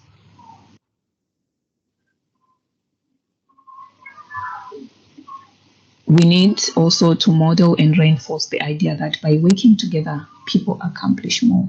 This is very true. 2 is better than 1.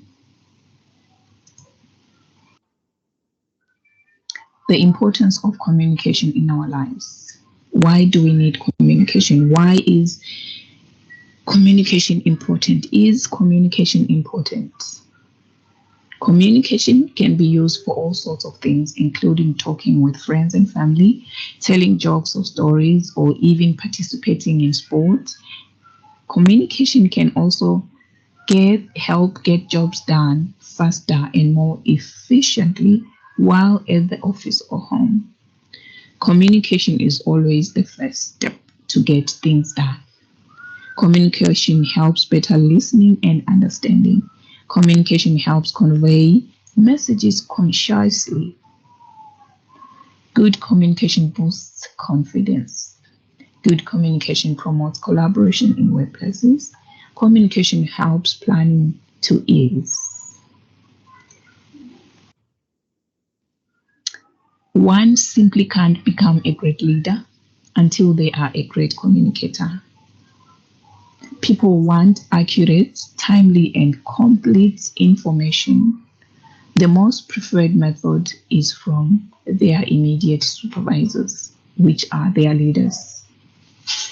Effective leaders know that they are always communicating, even when they are not speaking. This is very true. A closed office door can communicate a powerful message. Leaders tailor their communication according to their audience. Employees have 3 needs to know: the grand plan, purpose, values, and strategies for success. What is expected of them personally and why? Feedback on individual performances and recognition for their efforts. And leaders must be held accountable for these tasks. Messages must be clearly communicated and understood by every individual. This is very important. And a top to bottom process is required to be an effective one. We do have communication problems in our organizations or in our everyday lives. Yes, communication problems can be as a result from barriers like noise, perceptual and language difference, information overload, inattention, time pressure, emotions, complexity in organizational structures, poor retention. These are the barriers of communication. But however, today we are going also to learn on ways to overcome communication problems. If we make ideas clear before communicating, we will be able to overcome communication problems. We also need to ensure the time of communication is good. Yes, timing is very important in everything. We need to have good timing. Use of language the listener can understand is also a way to overcome communication problems. Message has to be straight to the point and short. Right. We also need to check if the other person has understood the message by asking questions. As leaders, we must never want to perceive that they have heard what we have said or they have understood what we have said. We need to ask, have you understood? Are you aware of what exactly you are required to do?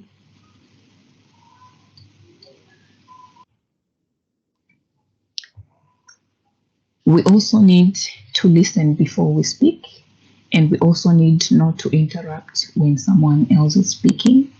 And we also need to have our messages free from judgment.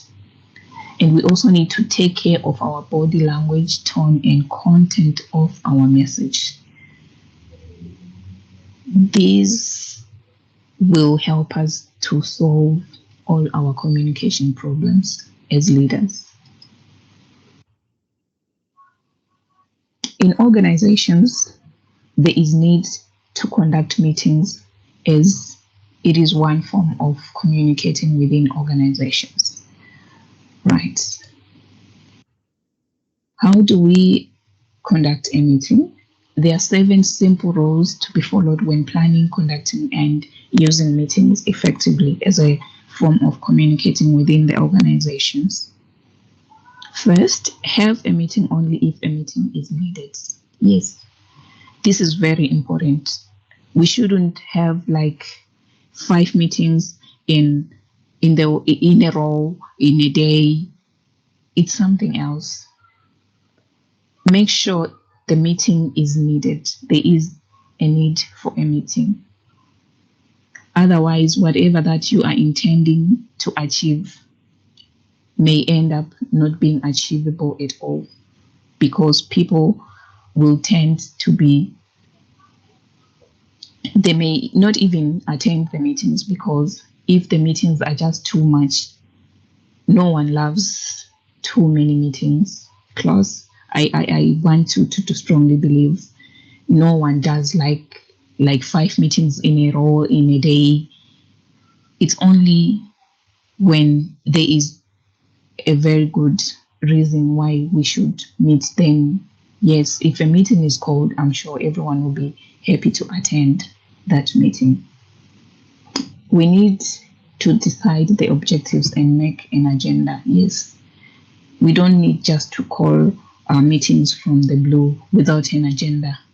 No, we need to make an agenda and decide the objectives of the meeting. What do we want to achieve by this meeting? What is the agenda? And then we stick to that. And we must, as leaders, we must be able not to entertain any other things that are outside the agenda, or else maybe we may end up with meetings that never end, meetings that takes the whole day. And then what about production? What about getting things done when we spend the whole day in meetings? That won't work.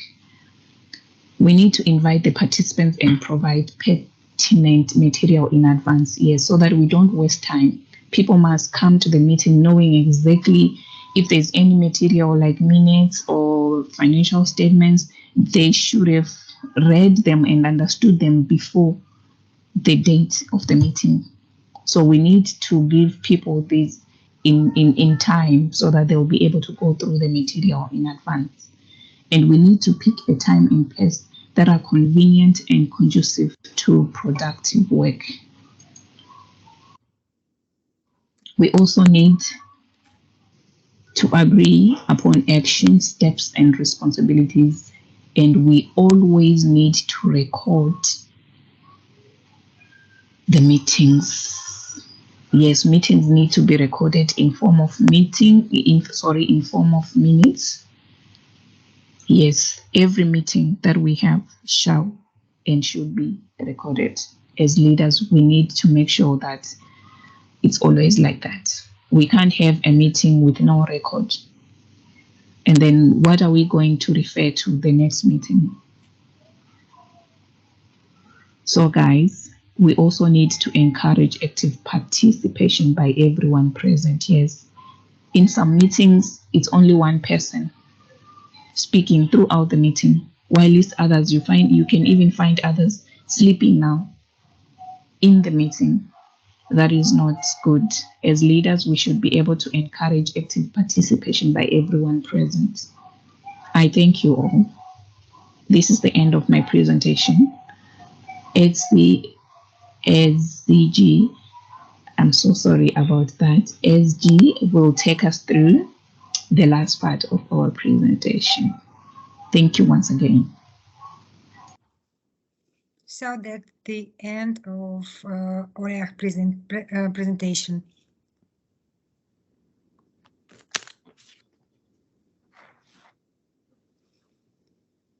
SG? Ezzy, while you're setting up, I'm going to just real quick go over, I think I have 4 key points that I just want to go over real quick from Olia's section while you're setting up your screen, okay? So Olia really looked at, had us look at power in 2 different ways, how it's used to influence someone and also the impact that it has on our relationships and outcomes. And one of the key things that she brought in to the presentation was the psychological size. That really relates, guys, that what that is your interpersonal dynamics. So it's your expressed opinions, it's your body language, and sometimes just how your presence limits how people will engage with you. When she spoke about empowering, I put an article in the chat box about from Forbes about 15 ways to empower.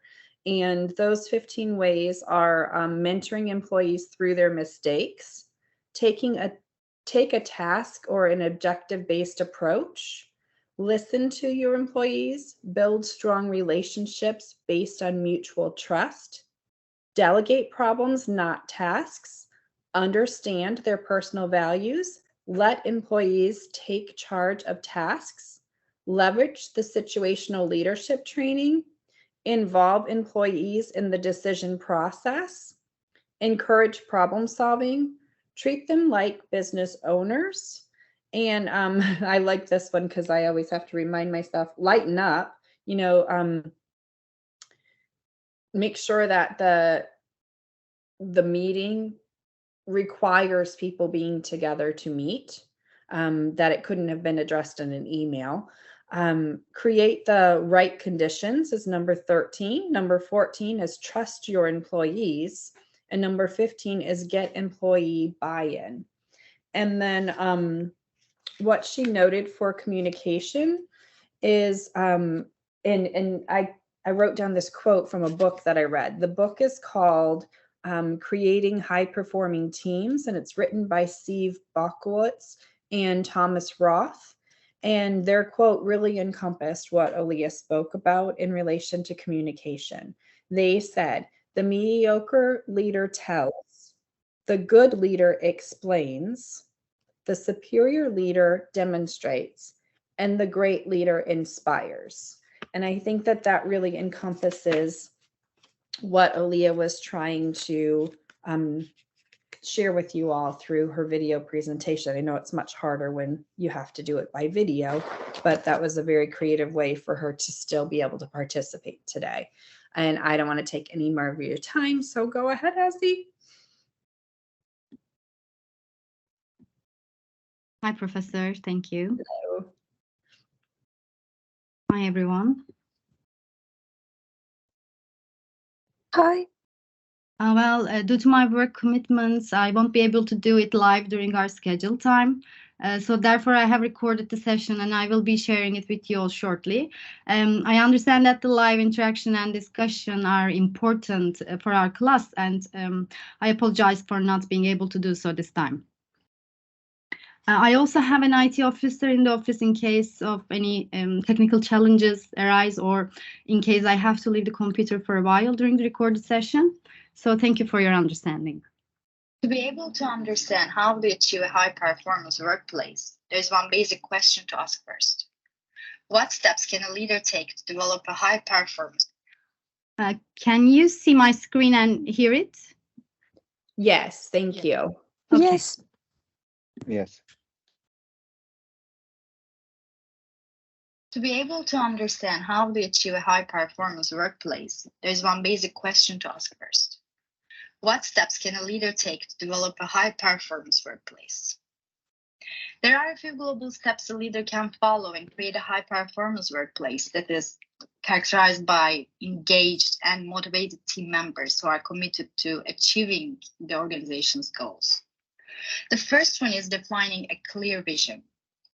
A leader must have a clear vision for the organization, and he or she should communicate it effectively to the team. This vision must be inspiring and motivating to the team members, and it should give them a sense of purpose. The second one is setting a clear goal and objective. Once the vision is defined, the leader must set clear and specific goals. These goals must be measurable and they must be achievable, and they must be communicated effectively to the team. Third one is building a strong team. A leader must build a strong team that has the skills and experience to achieve the goals and objectives. And developing a culture of accountability. A leader must create a culture of accountability where team members take ownership of their responsibilities. This culture must be based on trust and transparency.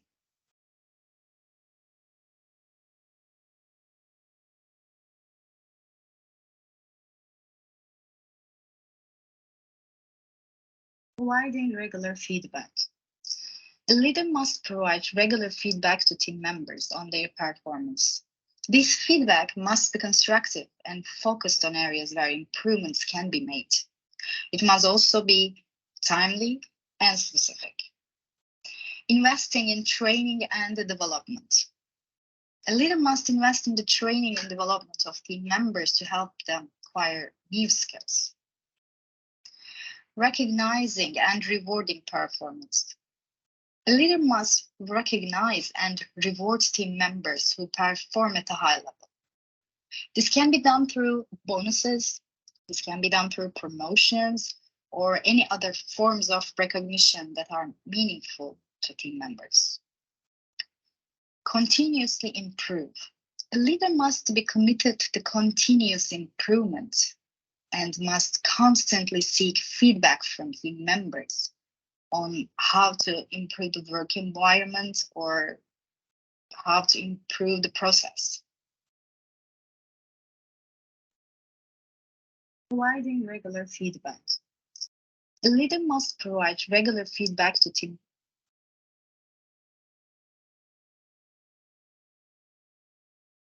There are also a few important people who worked and wrote about similar steps as well. One of them is Eric Harvey. Eric Harvey is a well-known author, consultant, and a speaker in the field of management and leadership development. He also has a management consulting firm that helps organizations improve their leadership and management practices. And his work has been featured in many publications, including Forbes, including Fast Company or Entrepreneur magazine. And here you see 3 of his important works: The Leadership Secrets of Santa Claus, Walk the Talk, Leader's Guide to Letting Your Actions Speak Louder Than Your Words, The High Achiever's Guide to Happiness. I wanted to add them in case you want to buy and read any of those.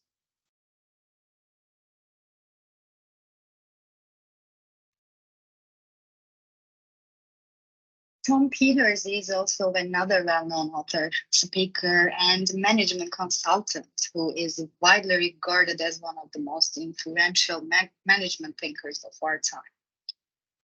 He's best known for his In Search of Excellence, which he co-authored and was published in 1982. He was also the co-author of The Little Big Things, which was published in 2010. This book provides practical advice and insights for managers and leaders. Managers and leaders who are seeking to create high-performance organizations.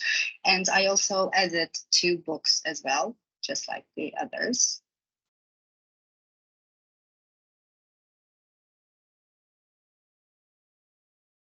Management authors Eric Harvey and Alexander Yossi identify 144 ways, and Tom Peters, we just read about, identifies 163 ways to increase leader effectiveness.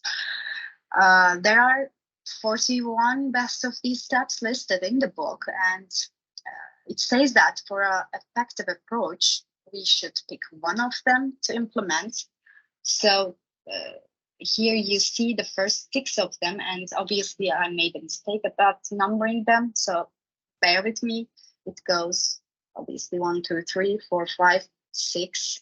So the first one says, adopt an orientation to action and results. So this means that a leader and their team are focused on taking decisive action to achieve specific results. This approach involves setting clear goals, developing plans to achieve those goals, and taking action to execute those plans. So the approach emphasizes a bias towards action and a willingness to take calculated risks to achieve the outcomes. The second one is recognize and reward those who make improvements to products, processes, and services. This approach involves acknowledging and celebrating the contributions of individuals or teams who have made meaningful improvements to the organization. In the book, it says that what gets celebrated gets repeated. So I wanted to add this sentence under this topic because this is a meaningful phrase, I think, and it deserves a few words. In practical terms, this means that leaders and managers should make a point to celebrate success and recognize achievements. It is important in terms of motivating the team members and encouraging them to repeat the recognized behavior in the future. So when you celebrate people for the things they've done correctly, successfully, they tend to repeat them again and again in the future. The third one is make timely and value-driven decisions. So this emphasizes the importance of making decisions quickly and efficiently, while also ensuring that those decisions are aligned with the organization's values and objectives. Be customer-driven. This approach focuses on meeting the needs and expectations of customers. It involves understanding the needs and desires of customers and using that understanding to guide decision-making and actions. Maintain a commitment to self-development and become a continuous learning machine. This emphasizes the importance of continuous learning and personal growth. This approach involves encouraging individuals to take responsibility for their own learning and development. And it suggests in the book to be becoming a continuous learning machine, which means emphasizing the importance of continuous improvement and innovation and encouraging individuals to seek out new challenges and opportunities for growth. Be flexible. While this approach emphasizes the importance of being adaptable and responsive to changing circumstances, when team members are empowered to take risks and to try new approach, which can lead to a breakthrough ideas and improved performance. So being flexible is an important one, I think.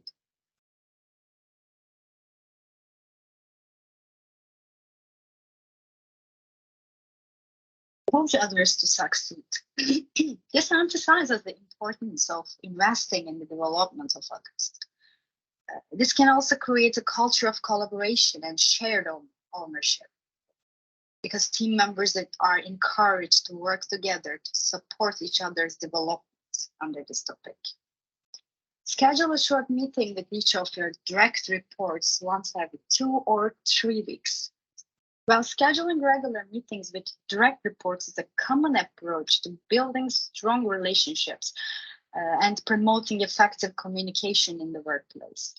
This meeting can be used to discuss different types of topics, including progress on current projects or challenges and roadblocks that the individual is facing, or opportunities for growth and development, or just a feedback on performance. Minimize obstacles. This one involves creating an environment in which individuals and teams can operate at their best with minimal distractions. So taking a proactive approach to identifying and addressing issues that may be holding individuals or teams back from achieving their goals. So the idea behind this technique is to create a comprehensive list of all the tasks and activities that need to be completed, along with any associated obstacles or any roadblocks. Benchmark the best. Benchmarking method is measuring an organization's performance against that of other organizations or industry standards. So benchmarking can be a useful tool for identifying best practices and best areas for improvement. It can also identify specific practices and processes that are associated with high levels of performance and use these as a model for its own improvement efforts. Address deficiencies.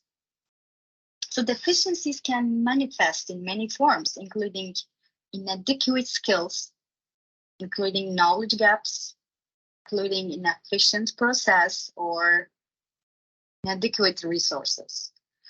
Addressing these deficiencies is essential in terms of achieving the desired levels of performance and productivity in the organization.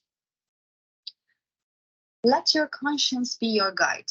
I personally like this one myself because the phrase "let your conscience be your guide" is actually a commonly used expression that suggests one's inner sense of right and wrong when making decisions. This phrase can be interpreted as a call to prioritize ethical and moral values when making those decisions. So in terms of team members, this may involve considering how their decisions will impact customers, colleagues, or any other stakeholders, as well as the community and the environment. So it is often seen as a key characteristic of effective leaders. As leaders with integrity are more likely to inspire trust and respect from their team members.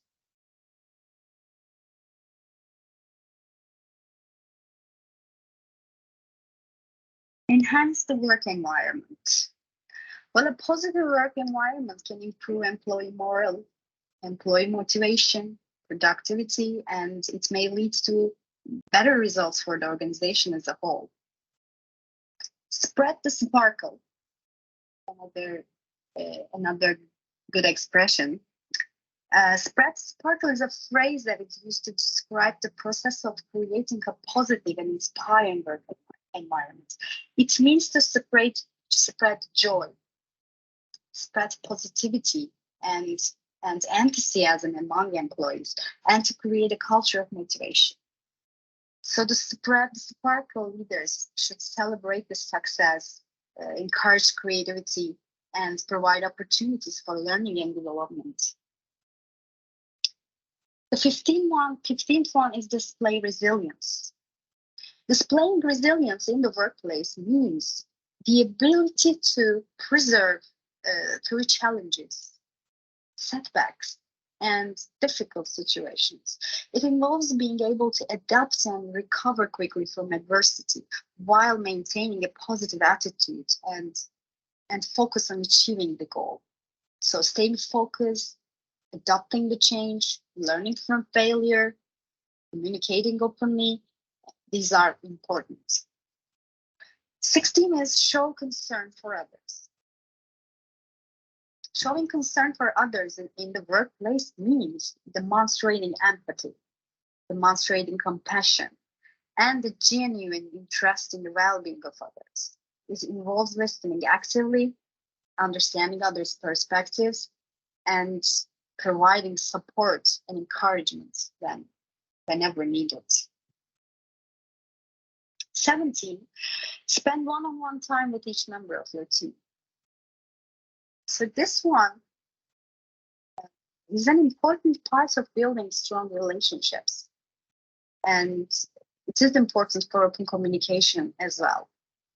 It can help you to get to know your team members as individuals and understand their strengths or weaknesses. And it may help you to identify areas where you can provide support and guidance in your team. Manage meetings effectively. So managing meetings effectively is an important part of developing a high-performance workplace because meetings can be a valuable tool for communication, also collaboration. But they can also be a source of frustration and inefficiency if they are not managed effectively. So this one is an important one.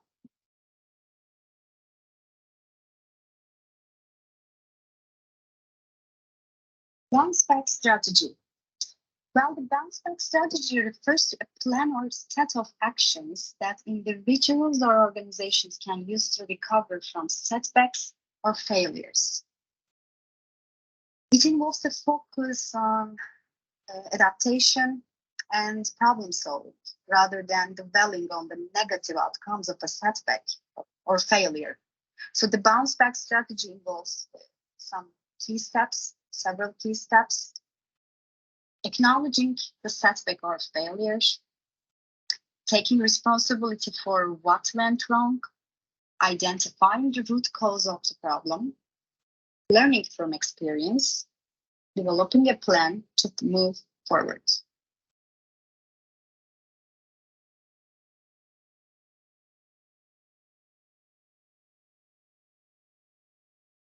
Be sure everyone who reports to you has clarity of assignment and tools to succeed. This is a leadership principle that emphasizes the importance of ensuring that employees have a clear understanding of their responsibilities and also the resources they need to carry out their tasks effectively. Communicate effectively. It says in the book, think before you speak and plan before you write.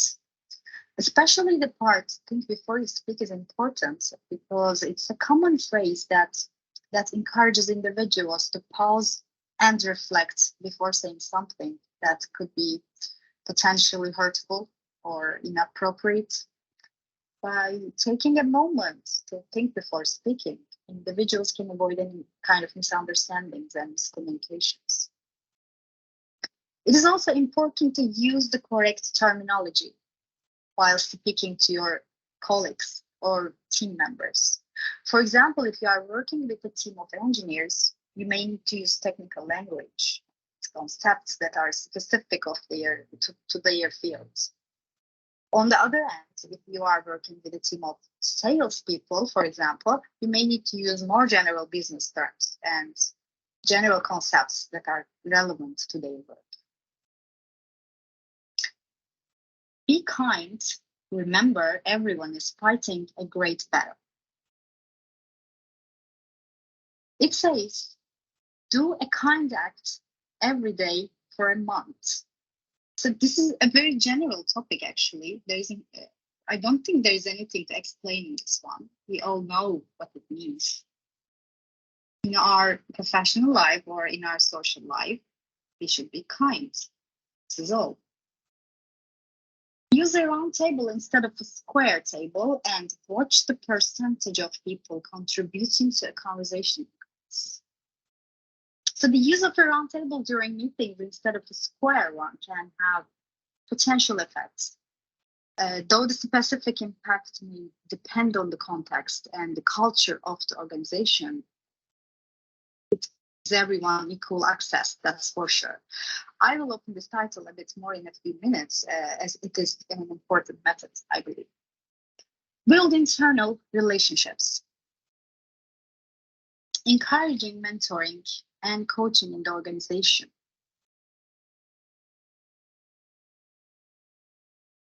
This is how we do it, actually, by establishing regular team building activities and encouraging internal mentoring and coaching.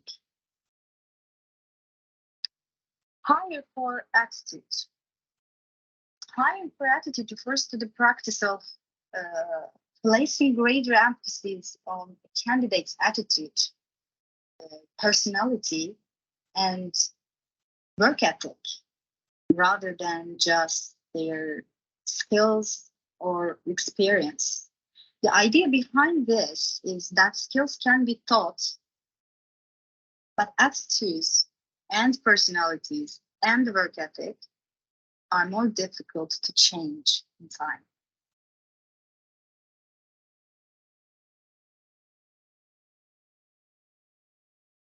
Using a round table in meetings instead of a square table. So it encourages collaboration. A round table can help create a sense of equality and shared ownership in a meeting, as everyone is seated around in the table with no clear head or foot. It avoids hierarchy. A square or rectangular table can sometimes create a sense of hierarchy, with the person at the head of the table viewed as the leader. A round table can help eliminate this perception and encourage everyone to participate equally. Facilitates communication. A round table can facilitate eye contact and make it easier for people to address each other. There are actually some technology companies such as Google and Facebook and also United Nations. They have been known to use round tables in their conference rooms. The United Nations uses round tables in some of its meetings with the goal of promoting equality and inclusivity among member states.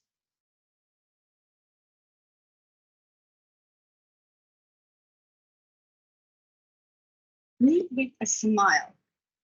Leading with a smile refers to the practice of demonstrating a positive and friendly behavior as a leader. It involves greeting team members with a smile and being approachable.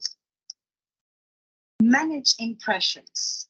Well, this involves recognizing the importance of creating positive impressions in different kind of situations and proactively taking steps to ensure those impressions are favorable.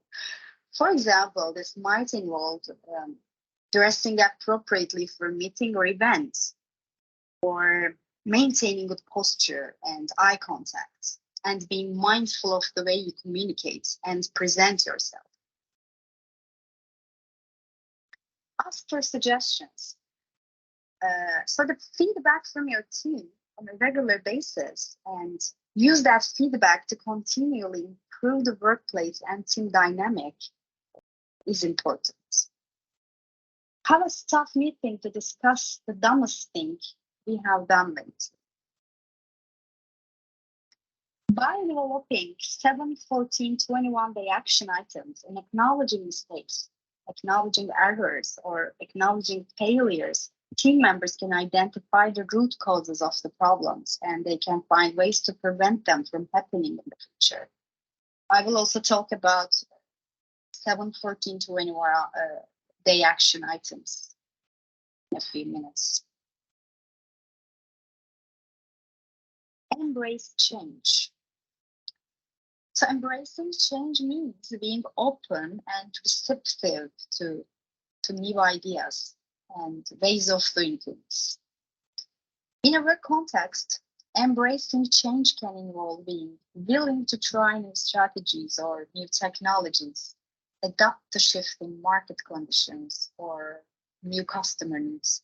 Leaders who embrace change create a culture of flexibility, where employees feel empowered to take risks and innovate. Master the really details of how work gets done. This means paying close attention to the small but critical details that can impact the success of a project or a process. By understanding the important parts of how work gets done, leaders can identify areas where improvements can be made, optimize processes to be more efficient.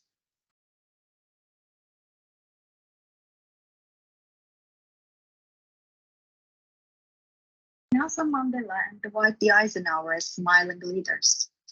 So we talked about the importance of smiling leadership, and Nelson Mandela, who is the former president of South Africa, believes in the power of a smile to connect with others and to inspire positive change. He also has a good quote about this. "I never lost my smile even in the midst of difficulties. That's why I'm happy."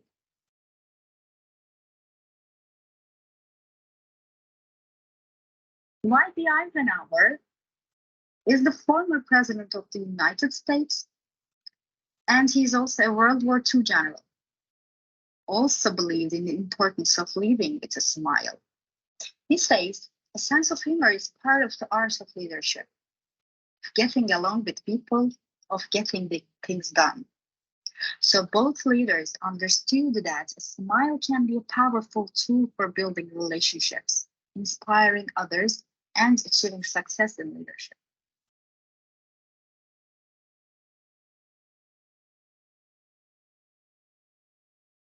Correcting mistakes with 7, 14, 21-day action. Identify your larger goal or project. What is the end result you want to achieve? Break down the goal or project into smaller, more specific tasks.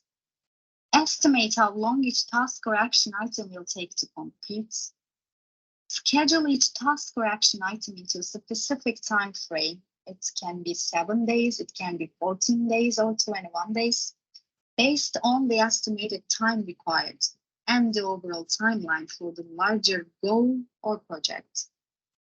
Assign tasks or action items to specific team members if applicable, and track progress and adjust the action items as needed based on results and feedback. So the idea behind this approach is to make progress in smaller and more manageable steps, which can help to keep team members motivated and focused on the end goal. By breaking down a larger project into smaller pieces, it becomes easier to monitor progress and identify areas that may need adjustments along the way.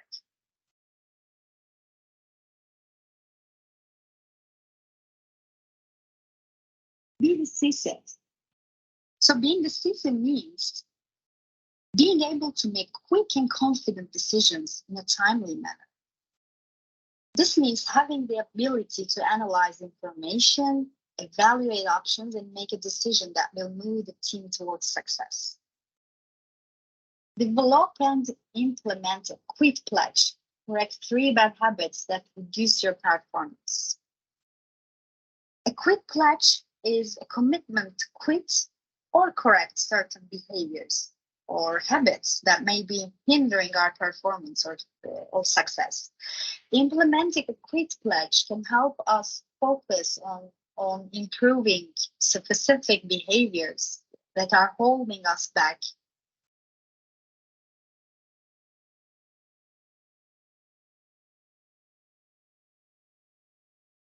And can ultimately lead to higher performance and success. Okay, hey everybody. I went ahead and stopped the presentation stopped the sound for the presentation because I know that we're well over our time. And an agreement for our presentation leaders was to stay within the 90 minutes. And I know that I did not take more than 30 minutes of the session because I've been paying really close attention to that. So I wanted to thank the team and see if there was a request for feedback for your peers that you wanted to put a link in the chat box or how you're going to collect that information, and then go ahead and sign off for everyone.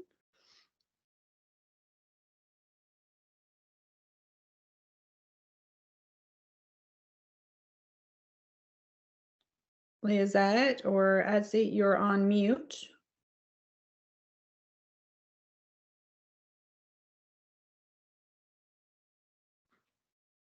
Okay, so I'm going to ask those who are here with us still, because we're over the allotted amount of time. Okay, there.